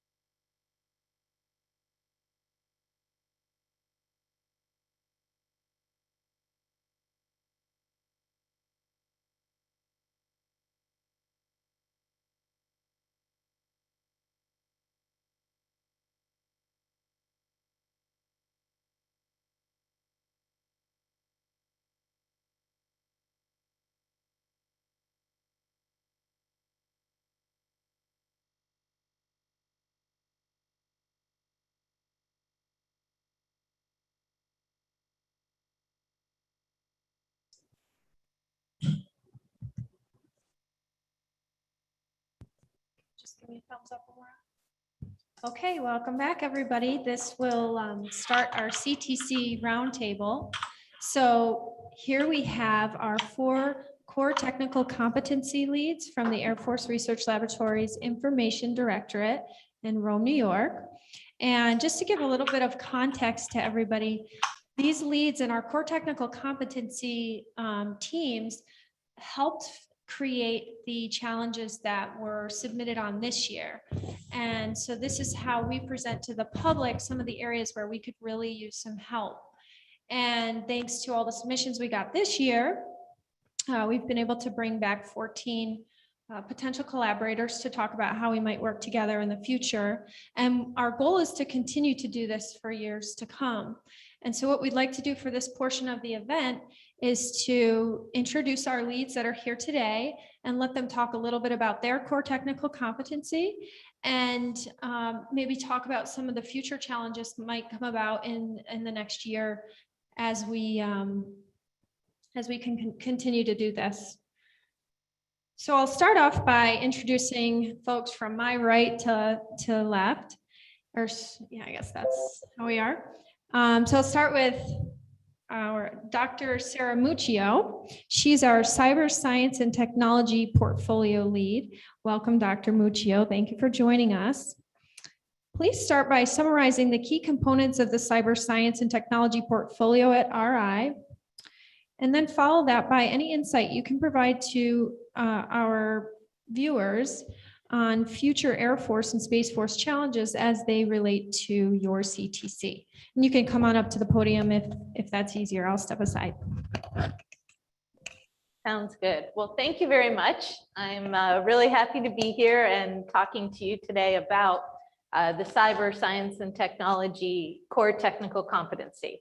So basically, that's a lot of words to say. It is my job to make sure that our cyber portfolio is engaged and making sure that we are answering our warfighters' needs even before they know that they're their needs. Within our cyber portfolio, we have a very large range of technologies and research that we've been working on. We break our research up into 3 different lines of effort that are generally a good way for us to make sure we're moving in the right direction. Our first line of effort is our cyber assurance group. And now this group has the research really focused on making sure that we are left of the threat, looking at that prevention, that formal modeling, all of those types of assurances that we can provide to the mission up front. The second line of effort that we focus our work on is the cyber warfighting. This is actually making sure that we bring together and integrate any defensive, offensive, ISR capabilities. Can we integrate this into a common way to make warfighting possible for our operators, both our guardians and our airmen, as they work out there in their joint domains? The third line of effort is our electromagnetic cyber convergence. This is where we bring together everything from our wired to our wireless, on the edge computing. We are talking about the expansion of 5G. All of this type of work is where we really focus that research. For the cyber portfolio itself, we are a large and growing portfolio with one of our really biggest, proudest efforts with it is that we have quite a bit of outreach, and we bring in a lot of partners through collaborative agreements with our CRADAs, our EPAs, as well as bringing in customers. And when I say customers, these are other members of the DoD, as well as DOE and other organizations within the government who come to us to help to solve their problems. They recognize the expertise that we have here in Rome, New York, and the strong partnerships we have with other organizations. All of these large problems aren't necessarily unique to the Air Force or Space Force, but they are problems that we can all work on to solve together.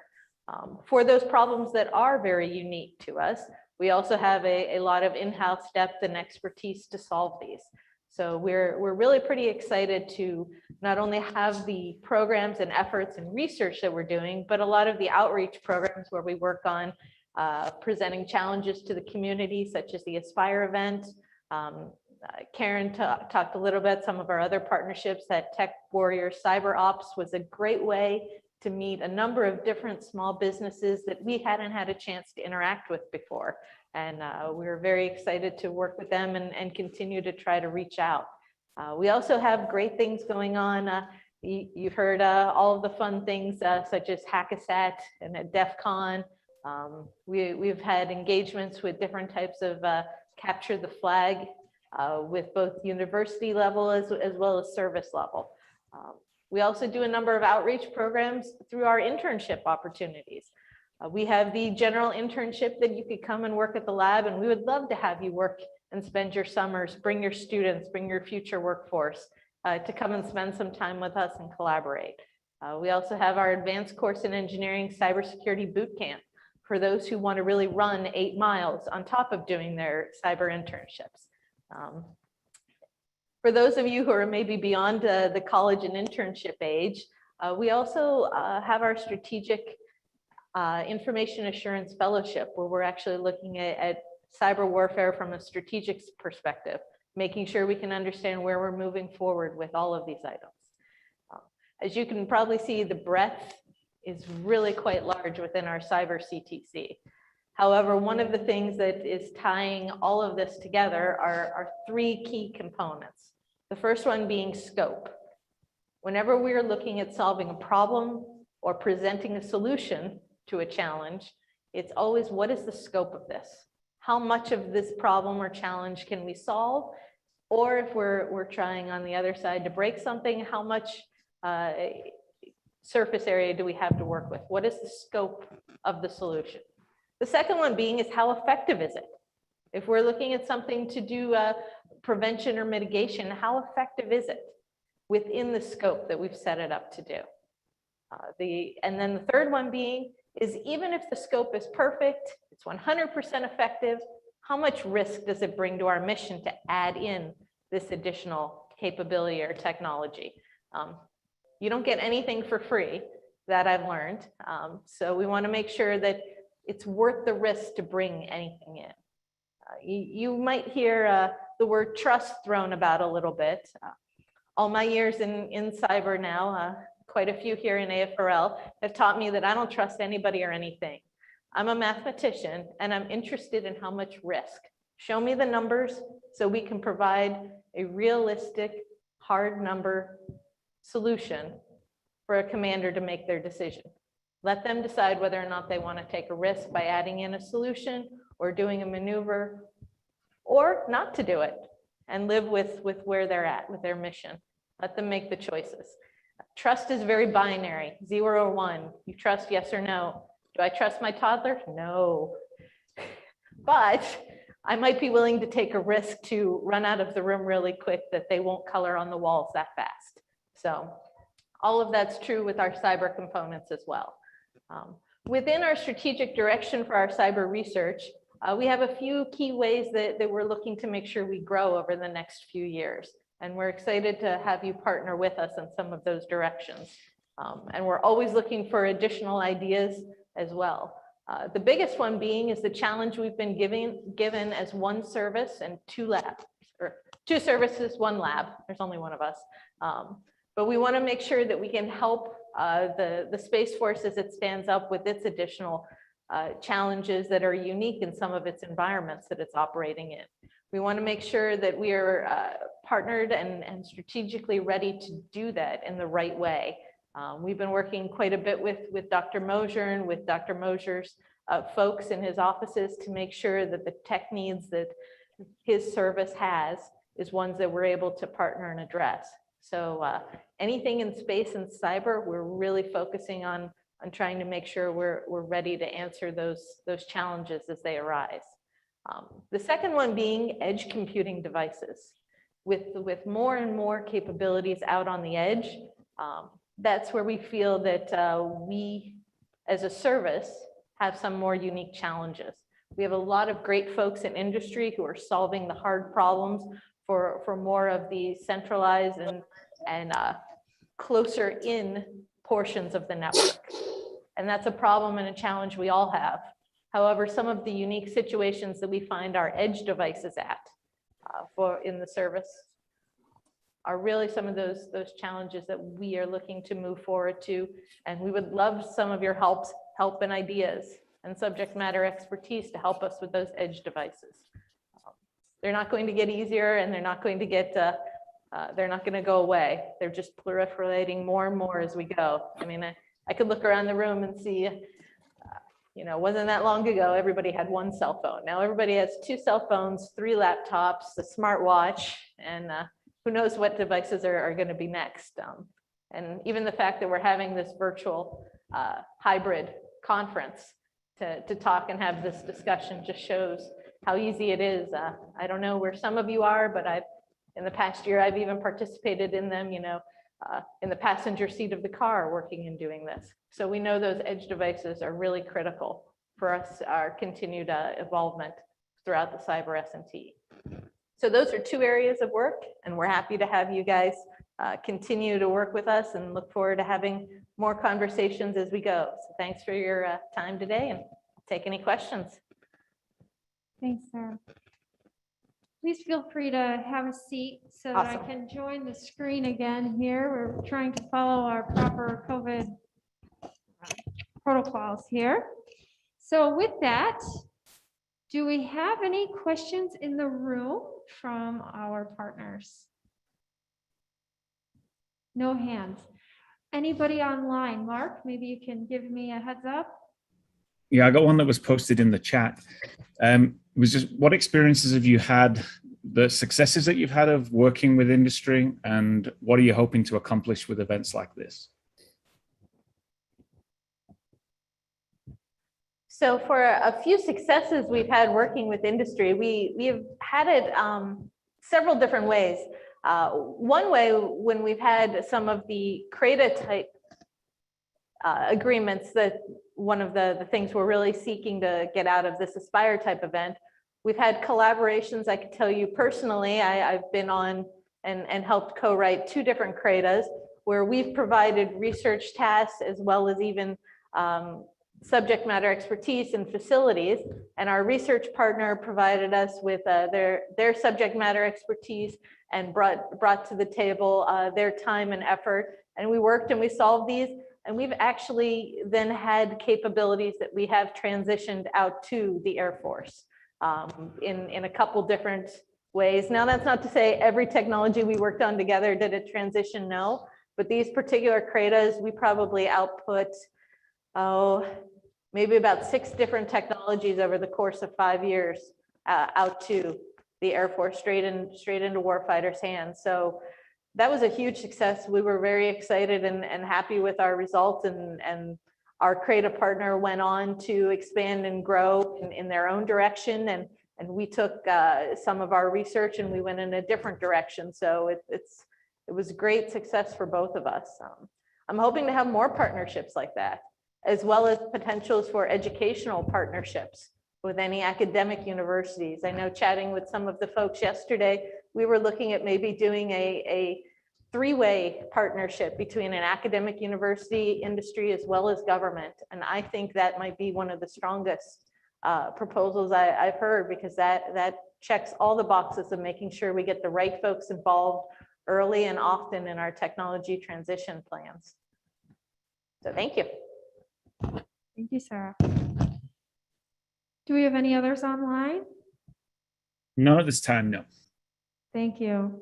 And just for those who aren't familiar with the term CRADA, it's an acronym. It's Collaborative Research and Development Agreement.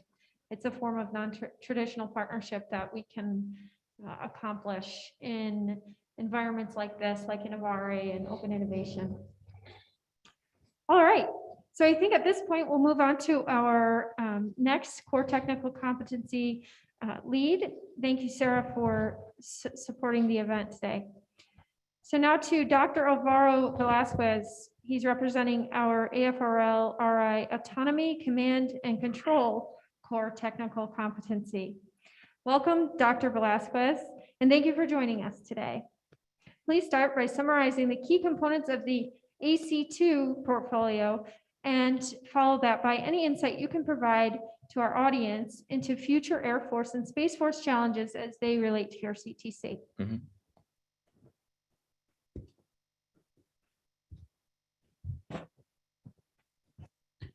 So thank you, Delia, for the introduction.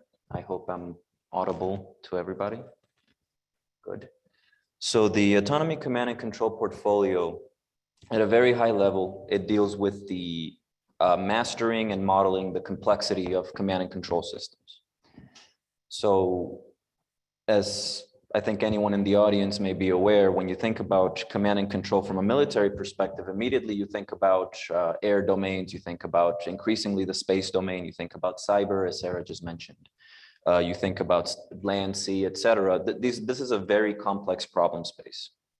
When you think about the heterogeneity of the different domains, the difference in latency of effects, the type of effects that you have, it's very difficult to reason about these things. So to that end, the Autonomy Command and Control portfolio is segmented into 3 sub-portfolios that handle different aspects of this kind of complexity. You have the Complex Effects Analysis sub-portfolio, which handles the imposition of complexity on an adversary, which is to say, how do you compose and coordinate the various effects of various different domains to achieve some outcome on an adversary. You have the Complex Adaptive Systems sub-portfolio, which looks at how do you actually model the complexity of your own C2 systems. You know, how do you model things like distributed decision-making, for example. And then you have the Machine Intelligence sub-portfolio, for which I am the lead. And this sort of acts as a bridge between these 2 pillars. And the Machine Intelligence sub-portfolio, which is what I would like to focus on for the remainder of this discussion, it looks at how you can use both good old-fashioned artificial intelligence, as well as the more modern data-driven machine learning to model and impose this complexity of C2 systems in the presence of adversaries, and perhaps more importantly, in the absence of data. So it's become all too common that whenever some new problem shows up, everybody just wants to throw machine learning at it. There's a lot of hype behind this, and I think a lot of people don't realize that for a lot of our settings, we actually don't have that much data, and data is vital to any kind of machine learning solution. So this is sort of the biggest challenge, I would say, within the machine intelligence sub-portfolio is how do you handle this lack of data? How do you even identify it? For some problems, sometimes we don't even know if we have data or not. So one of the things we have done under this sub-portfolio is we carried out several studies. We carried out complexity studies, we carried out feasibility studies, and we carried out studies to try to actually map relevant Air Force operational problems to actual machine learning solutions. And as it turns out, we identified many different problems for which we have some level of data that may be amenable to a machine learning solution.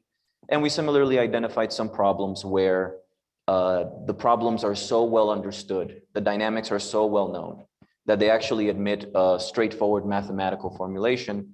Now we don't even need machine learning. So within this sub-portfolio, we're very cognizant of the fact that machine learning is not a universal panacea. It's not going to solve all of our problems. And so from our informed understanding of this through our studies, we have proposed several large investments. And I would like to talk about a few of these to sort of discuss, the past and where we're at now. And then I'll discuss what I think the challenges are moving forward. And I welcome anybody from the audience if they want to reach out to me about any of these things. I'm always happy to connect people with the program managers for the various efforts and to discuss research and the vision of the sub-portfolio, et cetera. So we have several investments looking into, for example, how you can adopt state-of-the-art game playing machine learning. Ever since 2016, when the defeat of the World Go champion happened at the hands of DeepMind, there's been a tremendous amount of excitement behind adopting some of these machine learning technologies. For a long time, it was thought that an AI would never beat a top Go player, and now we have that, and we have that and even more impressive feats, such as the defeat of StarCraft 2 champions and all kinds of various games. So from that excitement, we looked into how can we leverage that within our own problems, in particular war games, which had made a very board game-like representation. That's one of the things we've looked at. We've looked at how you bring humans into the learning loop. There's a lot of interest in human-in-the-loop learning. I would say for obvious reasons. So how do you bring the human in such a way that it leads to more desirable outcomes that a human might approve of, but also so that it can generate more data that we might not otherwise have, right? There are ways in which a human can be intelligently queried, for example, to provide labeled data points for a machine learning solution. So that's something else we've looked at. We've looked at how do you come up with a universal ecosystem of machine learning solutions that can host data, models, training algorithms, so that we can overcome one of the big problems that we face, which is the AI skills gap, right? It's not everyone is an expert in AI, but yet there's an extreme demand for it. And it's very hard to disseminate the scarce talent that we have within the DoD. So we came up with this ecosystem by which anyone within the DoD can upload their models, their data, and anyone else within the DoD can download these and understand how they work and leverage our expertise in this way. And this was actually, I would say this was a very exciting program because, you know, without getting into specific numbers, I think it's well known that when you try to develop a new machine learning capability within the military, it costs a lot of money. And it takes a long time. It can take, you know, many hundreds of thousands of dollars. It can take a whole year to develop this technology. And you're locked into a specific developer, a specific library, a specific solution, which makes things very difficult and very rigid. Whereas within this ecosystem, we saw that we could obtain an order of magnitude savings in cost, and we could bring the development time down to just 14 days from an average of, say, a year to which is the normal acquisition process to try to develop some kind of new machine learning capability. So we've been looking at all these different angles, how we come up with these machine learning solutions, how we come up with good old-fashioned AI solutions, how we can host them in a universal ecosystem, and how we can perform the feasibility studies to know if a problem is even worth tackling from a machine learning perspective. That's sort of where we've been up until now. So now what I would like to talk about is probably two big areas where I see the sub-portfolio, the machine intelligence sub-portfolio, as well as the autonomy command and control portfolio, I think, moving forward. And these are sort of embodied by the two problems that I proposed under this Aspire series. First of all, it's the need for mathematical formulations of our problems. And this sounds like a straightforward thing, but as it turns out, we don't really have these formulations. Oftentimes when you have two people talking about what they think are the same problem, for example, joint all-domain command and control, which is increasingly becoming a demand signal for us, two people may not be talking about the same problem at all. It's a sort of very hand-wavy way to talk about these problems. Until you nail down what each atomic variable represents within these formulations, I think we won't be able to talk about the same problem, and certainly we won't be able to share it with academics in the way that we want to. I have a lot of academic collaborators.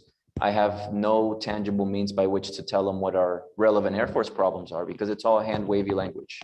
Until you nail it down to a mathematically rigorous representation, I think we won't really know what we're talking about. So that's a big problem, but even more importantly than establishing this common language mathematically, once you have the mathematical formulation, all of a sudden you can now leverage decades of results from the academic sector. And I can give, I don't know how I'm doing on time, so maybe somebody will have to let me know. I'm good? 1 minute? Oof. I will not give a simple example as much as somebody asked me to give a simple example as part of the Q&A, please. But now we would be able to leverage all kinds of results from the academic community, and we've had some success here by leveraging operations research, 40+ years of operations research using these mathematical formulations. But we want to push this as far as it will possibly go for other problems. So that's one thing, the mathematical formulations of problems. The second thing, and I think this is very important, and this really ties into the digital engineering strategy that Dr. Mosher has talked about, and that I know Karen talks about a lot as well. It's the fact that we don't have digital twins for a lot of our Air Force problems. So when you consider the demand signal to adopt the state-of-the-art in machine learning, we lack the M&S environments, which are essentially data generators, to be able to adopt these solutions. And I can give a very simple example. when you look at the state-of-the-art StarCraft 2 player, it can run in under a second. Each game can run in under a second. When you look at our simulation environments, it takes minutes to hours to run these. If the state-of-the-art requires tens of millions of executions, clearly we cannot do that with our current simulation environments. So there's a strong need to come up with these sort of surrogate M&S environments, call them digital twins of our problem. So those are two directions I'm trying to go in. I think I'm probably out of time, so I'll leave it at that. Yes, thank you, Yes. Dr. Velasquez. Well, I'll let you go ahead and have a seat, so I'll join the group again. And we'll open it up to the floor for questions. Anybody in the room have anything? Come on up, sir. I can. Yes. So the simple example, there's this problem. Without getting into too many details, let's say you have a set of aircraft and you need to park them in a set of airfields, right? The aircraft can have different dimensions, the airfields can have different dimensions, and the sort of obvious optimization objective is you want to use as few airfields as possible, okay? For anyone in the operations research community, you'll immediately recognize this as a bin packing problem. Been around for at least 40 years. So all of a sudden, when we come up with this abstraction, when we say, well, let's take each of these aircraft, we're going to abstract out just the wingspan, right? Let's look at these airfields. We're going to abstract out just the dimensions of the airfields. And we're going to show this network of potential assignments of aircraft to airfields. Now we can immediately say, well, this very relevant Air Force problem is not likely to have an efficient solution. Why? Because bin packing in the operations research community is well known to be NP complete, which means there's not likely to be an efficient solution, but there's good approximation algorithms, there's good heuristics, there are a whole bunch of variants that can handle all kinds of more complexity. So all of a sudden we have 40 plus years of academic literature that we can leverage for this one very important Air Force problem that before we simply couldn't do. What bought us all of this? The fact that we decided to mathematically formulate the problem, which surprisingly people just hadn't done. So can we do this for, presumably we can do it for all kinds of other Air Force and space problems. That's what I would like to get at. That's the direction I want to go in. Thank you for the great question. We have an online attendee would love to have a question. Kalyapa's got his camera on, so Kalyapa, over to you. Hello, Alvaro. This is Ravi. Ravi, how are you? How's it going? It's going okay. I just finished my summer assignment with the Steve Drager's group. Anyway, you mentioned about the complexity part of the machine learning mechanisms.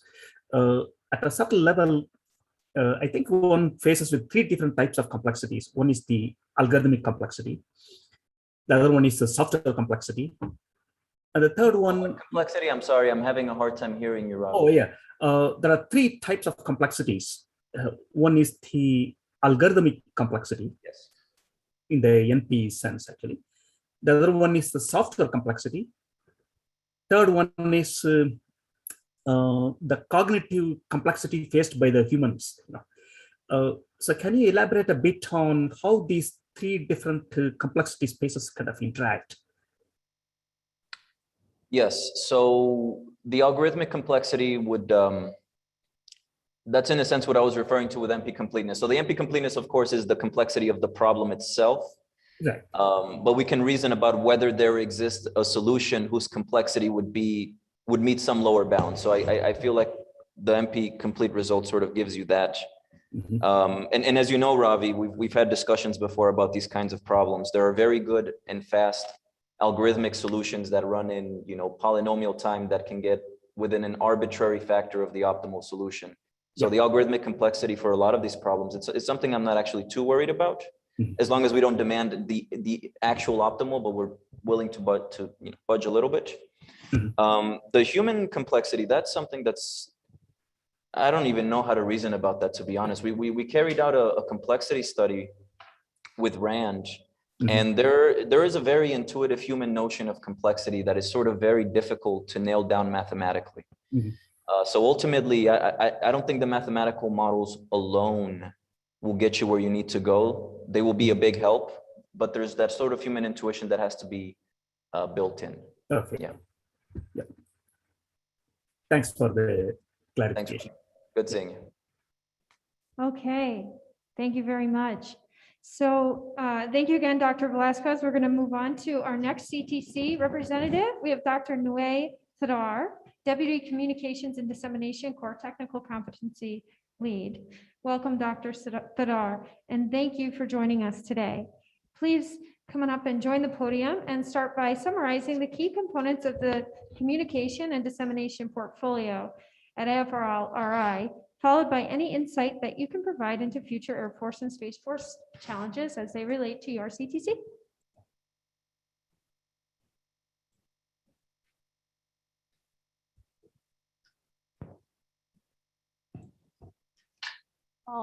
Good afternoon. I'm Nui Thadar, filling in for our CTC lead, Mr. Nathaniel Rowe. So connectivity and dissemination portfolio is about providing that seamless connectivity that we all enjoy in our homes and in our cities to the Air Force and Space Force warfighters that are in the kind of environments that we don't usually are not in every day. So you can imagine, you know, you pull out your cell phone right now and you can imagine there's 3 to 5 different kinds of radios on there that provide you with connectivity. You start driving your car might have its own kind of radios in there, and your, you know, remote control for the car garage would just work seamlessly. But how do we provide that kind of seamless connectivity to the Air Force and Space Force warfighters? That is the mission of our connectivity and dissemination portfolio. So what it requires is that we would like to integrate the different technologies, most likely pretty mature technology in their own right, in their own domain, in different parts of our CTC mission stacks. Integrate the different technologies so that we can manage and control these complex networks across all multi-domain environments. So I mentioned connectivity and dissemination mission stack. What do I mean by that? So we divide that mission stack into 3 different technical focus areas, or sub-CTC, if you will. So we have an acronym for all 3, but you know, in order to for you to be easy to remember, we have its own easy name. So we call it Connect, Secure, and Share. So the first piece is the Connect. In that technical focus area or sub-CTC is what you might consider the traditional communications and networking. However, as I mentioned before, we are trying to provide that communications and networking technology that you're familiar in your home environment. And we want to provide that to the warfighter in unpredictable, dynamic, mobile environments, if you will. So what do we need? What do we need in order to do so at the physical and network layers of the communications OSI stack? So we don't want the warfighter to be tolling along 5 different radios with 5 different physical layers, right? And we also want to provide them with the kind of connectivity that we might not have in the home today. For example, the quantum communications. AFRL-RI is we were in the quantum space very early on, and we are the first DoD lab to have a first trap ion. So we focus on the non-traditional communications as well as trying to provide the agility across the different pieces of the wireless spectrum. For example, we are working on, and we are currently have our efforts in reviving the high frequencies non-line of sight communication, which is your ham radio. And also at the same time, we want to access the underutilized part of the spectrum, wireless spectrum, like the really high frequencies in the millimeter wave and higher wavelengths. So the reason why is that the kind of frequency that might not be useful in one environment might be useful in a different environment. And also, we want to be able to provide that kind of diversity in the spectrum, in the physical technologies, but at the same time without having to compromise the modular flexibility. So in order to provide that kind of modular flexibility, we develop what we call a true software-defined radio under our umbrella effort called software-defined RF. So what we try to do here is that in order for the warfighter not have to tote along different waveform and different radio that operates at the different time scale, we provide the government develop libraries and API that can run on the general purpose computing unit, for example. So that way, you will have that kind of agility and maneuverability in the spectrum and waveforms, but at the same time, not having to be bogged down by the proprietary or stovepipe solutions. And so moving on from the physical layer is the network. So I talk about the network of networks. What does that mean? So we do have that traditionally stovepipe platforms and networks. And so how do we manage and control that complex network of networks without having to spend a lot of manual labor?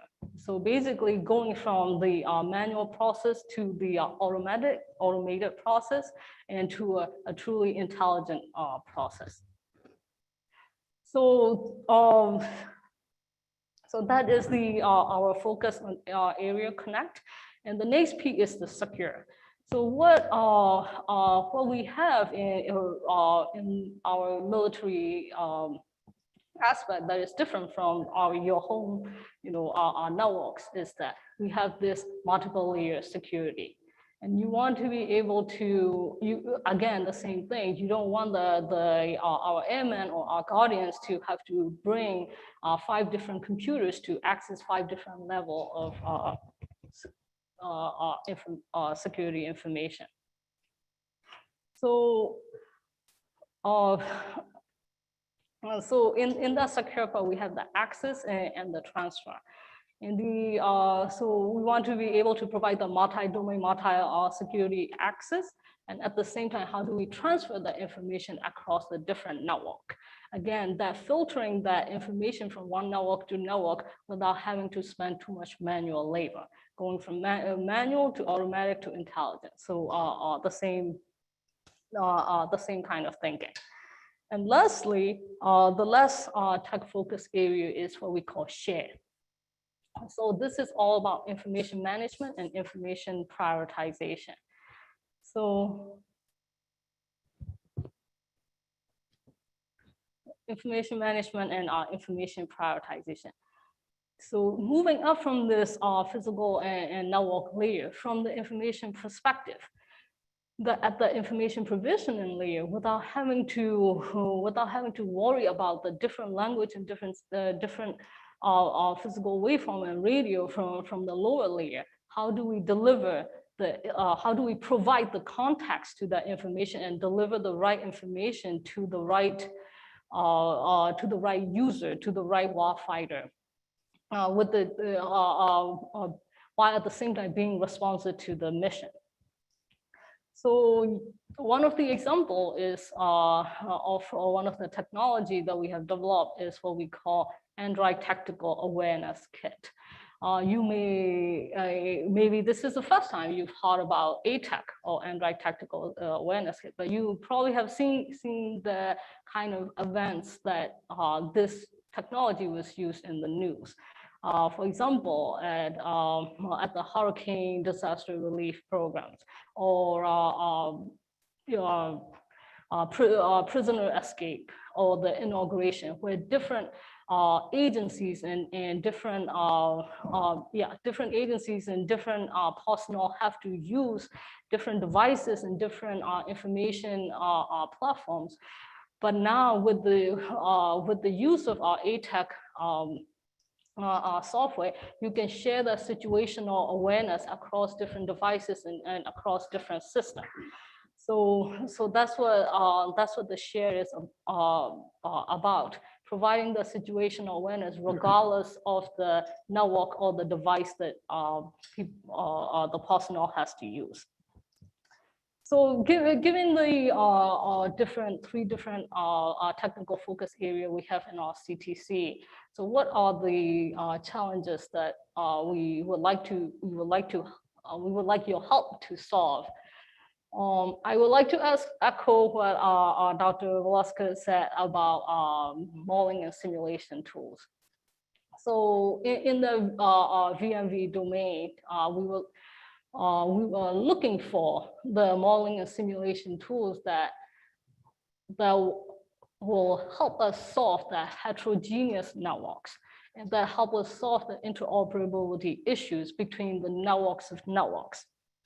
And at the same time, this is a good time to talk about the test beds that are available at our AFRL information directory. Not only we have different test beds in our Rome site, we also have 2 outdoor sites in Newport and Stockbridge. So the Stockbridge research facilities have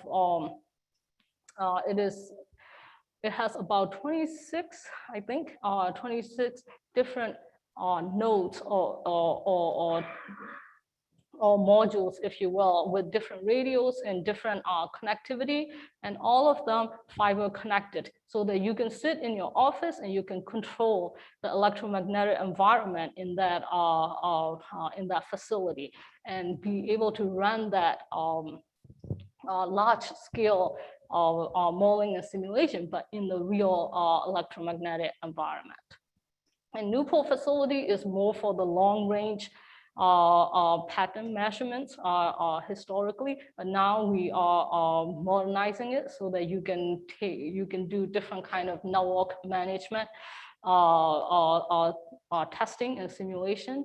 And at the same time, given the 3 different test beds, which are in a triangle area, each of them about 25 to 40 kilometers away. So you can also connect the 3 test sites and test your long range capabilities. So given that different capability in terms of MNFs and real world test bed scenario, we would like to ask your help in developing modeling and simulation and VMV tools to address the issue of heterogeneous networks and address the issues of agile dynamic propagation environments, whether it is in air or space domain. So, and I think we're at time. Yeah. Okay. So thank you so much, Dr. Tadar. I'd like to open it up to the room for any questions. And anyone online, do we have any questions? We do have a question, a CRADA question. So I don't know who's best placed to answer this. But the question is, can the Air Force procure goods from a CRADA? Can the Air Force procure goods from a CRADA? No. No. That was a quick answer. Okay, do we have any other questions? There's nothing at this stage now. All right. Well, we have, I think we're running up on about 15 minutes left in our programming today. So I want to make sure we get our last CTC lead an opportunity to talk a little bit about the processing and exploitation core technical competency. So I'd like to invite up Dr. Alex Eved. He is our processing and exploitation core technical competency lead here at AFRL-RI. Welcome, Dr. Eved. Please, thank you for joining us, and please start by summarizing the key components of the PECS portfolio, and follow that by any insights that you can provide on future Air Force and Space Force challenges as they relate to your CTC. Good morning, Alex David. I'm the Processing and Exploitation CTC lead. And as I was listening to my colleagues talk earlier, I was wishing I had a good traveling salesman problem for you, but I've actually got a simulated annealing problem. So I think they're probably exchangeable. We can discuss that. But yeah, so processing, really there's two dimensions as I see it to processing and exploitation. So PEX is all about real-time situational awareness, real-time data fusion. Where we're going is at the edge. When you think about ABMS and JADC2, a lot of that future fight is going to be at the edge, and how do we do machine learning and inferencing and all of the activities that we need to do at the edge. So within PEX, there's two basic dimensions of the portfolio: a hardware dimension and then a processing and artificial intelligence dimension.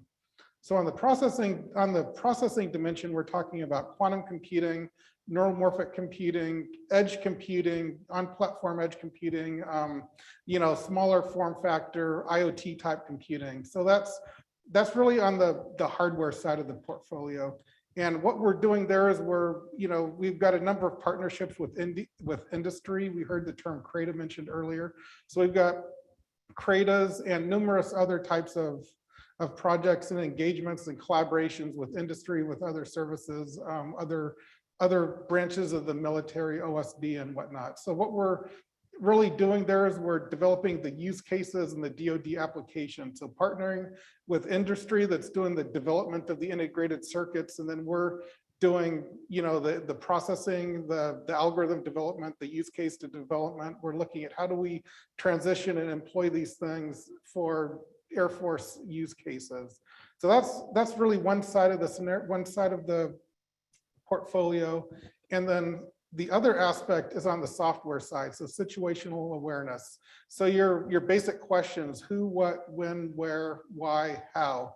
We're looking at how do we do data fusion? How do we bring in sensors and data from different warfighting domains? So the physics of the various domains, when we're thinking space, land, sea, air, the physics of the way things operate in these domains are different. The way the sensors capture data is different. In some cases, air to space, the sensor just offset more, but in other cases, there's different types of sensors, other nuanced pieces of processing. And really what we're trying to do is understand how do we bring together information from these different places and create a holistic picture of what's going on.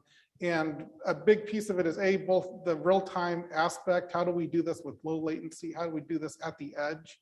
When we're thinking edge computing, we think about how do we do this at low power? So that's where the neuromorphic computing comes in. And if you're not familiar, neuromorphic is basically brain-inspired computing. So we're looking at how the human brain or other types of brains, process data, and we're applying that to the machine learning scenario. And what that gives us is a very efficient way of doing that inferencing. So that's just one piece of the machine learning process.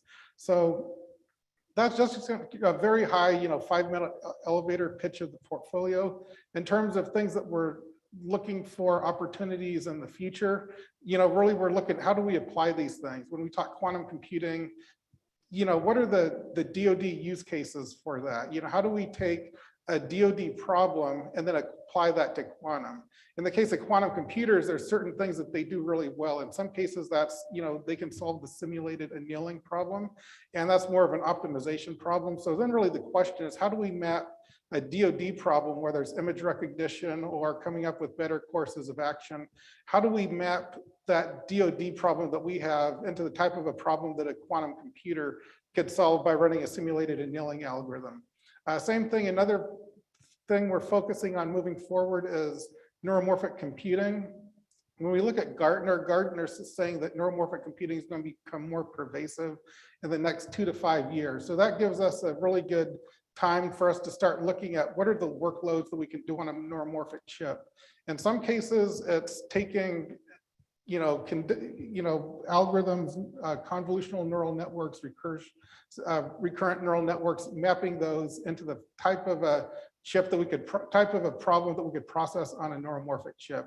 But when we think about neuromorphic chips, they're designed to run these things called spiking neural networks, which has a temporal aspect to it. So that's really one of the things that we're thinking about in the future is how do we develop more spiking neural network applications? As the folks in our lab are working with industry to get these chips rolled out, we need the software aspect, we need the whole ecosystem. How do we develop machine learning? What part of the problem can we do well on that chip? So that's one of the pieces. Another piece is, with the merger of the Air Force and the Space Force, we're going to have a lot more workloads and activities understanding what's happening in space. One of the key things is more nuanced and more complex patterns of analysis in space, having a better understanding of, when multiple things are happening at once or multiple platforms are involved in the orchestration of some kind of a phenomena.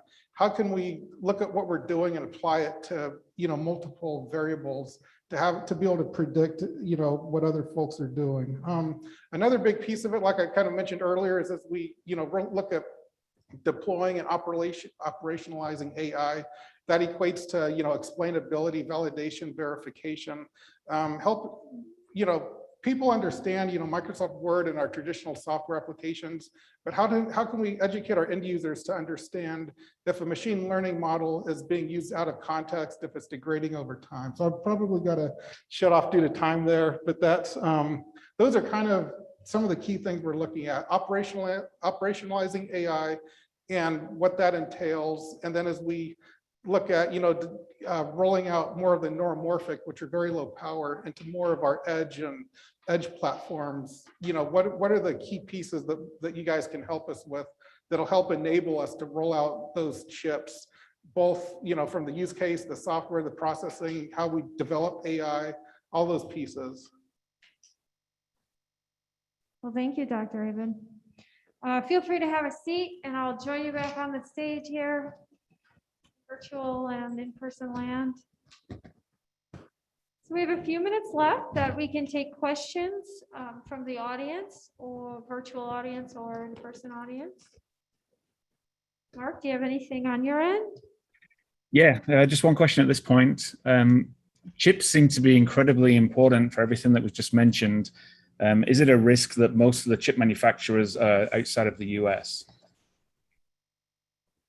I would say, there's a lot of microchip production that's done within the United States as well. I think we're all tracking, some of the critical resources right now. There's, a number of problems producing microchips, but there's a large industry. There's a lot of startups that are looking at developing chips. There's a lot going on in that area. So we've all got supply chain concerns, but that's not something that I'm working on. Thank you. Do we have any other questions from the audience? Oh, yes, sir. Go ahead. You can come up just so the folks online can hear as well. I'll give you my microphone. Thank you. I just wanted to ask the question about neuromorphic computing and handling data at the edge, whether or not there is any advantage to having a sparse, ultra low power system on a drone that feeds back, selected and curated data to a much more powerful system. I have a vested interest in hearing your answer because we're working on something that is possibly more powerful, but it needs cryogenic temperatures. Clearly, that's not going to fly on a drone. So I'm just wondering whether or not there is value to that sort of thinking or not. Yeah, I think it depends on how you frame the problem. Another way of looking at this is as a data ingestion problem. The world is very complex. We have these sensors all around, whether they're on airplanes or in other places that capture, representation of the world. We bring all of that in and we process it centrally. So I think, in some cases, processing at the edge, it's a reduction of information, seeing these patterns, and then what we transmit back is a reduced amount of information. One key thing is some of these answers, like why did something happen, the causal analysis, this entails both real-time, this requires both real-time input, what's happening, what am I seeing, and then some kind of, analysis of relationships or some kind of a concept of what's normal. This is where we talk about fusing together multiple sources of intelligence, what's happening in text, so basically who is this person or vehicle, what's the context, what's their history. So I think there are a number of use cases. And another part of that is that really would drive workloads like that is how do we scale AI? You know, as we have hundreds to thousands of sensors at the edge where we're doing AI at the edge, there's a number of problems that we have to solve. It's generally, you know, tractable to do the inferencing, and that's really what these neuromorphic chips are designed for, is that inferencing piece. Given a picture, you know, what objects do I see in this picture and how do I label those? But really then the challenge is it takes a significant amount of computation to train those models. So in order to do that, I need to understand, you know, what's the sensor? Is it a camera? Is it synthetic aperture radar? Is it, you know, EO? Is it a depth sensor? So I need to understand what's the sensor. I need to understand what kind of processing happens. Is there some kind of histogram correction, white balancing, other types of noise correction on SAR images? So I need to understand, you know, how's the data corrected? You know, what's the sensor? How's the data corrected? Then I need to understand what targets is this thing looking at? You know, how do I train the model? What aspects of the model need to, you know, what physical things need to be trained into that model? Then I have to do the actual training, whether it's back propagation or something else. That's really the CPU intensive part that you want to do centralized, like you were just talking about. Then I need to push that model, that trained model, I got to push that back out to the edge. And they need to understand, you know, when it starts making mistakes or starts, you know, degrading over time, is it seeing things that it wasn't designed to see? Is there some kind of a, you know, is it a problem with the model and updating the weights? So I think there's a number of use cases. One is combining all of these things. That's a big piece of all domain, is taking different, you know, we're going to have sparse inputs in the various domains. How do we combine that? It's maybe a central or regional location. And another piece is how do we train these models, you know, very quickly and push them out. So I think there are use cases I think that would be of interest. Thank you. Thank you, Dr. Avon. So I believe we're about to conclude our YouTube portion of the event, or the live stream portion. We do still have some roundtable discussions planned for the afternoon for our invited collaborators. One last check with you, Mark. Do we have any questions in the audience to tackle? None that have already been answered, no. All good. Okay, wonderful. Well, on behalf of the Innovare team here, and also, you know, AFRL-RI and AFWorks, I want to thank you, Drs. Muccio, Velasquez, Thadar, and Avid, for joining us today and telling the world about the core technical competency challenges that we see opportunity for collaboration on. And thank you for joining us in the virtual world, those of you who have joined us on YouTube. And thank you for those of you who are in here in person. And have a great afternoon. We look forward to the roundtable discussions that come up next.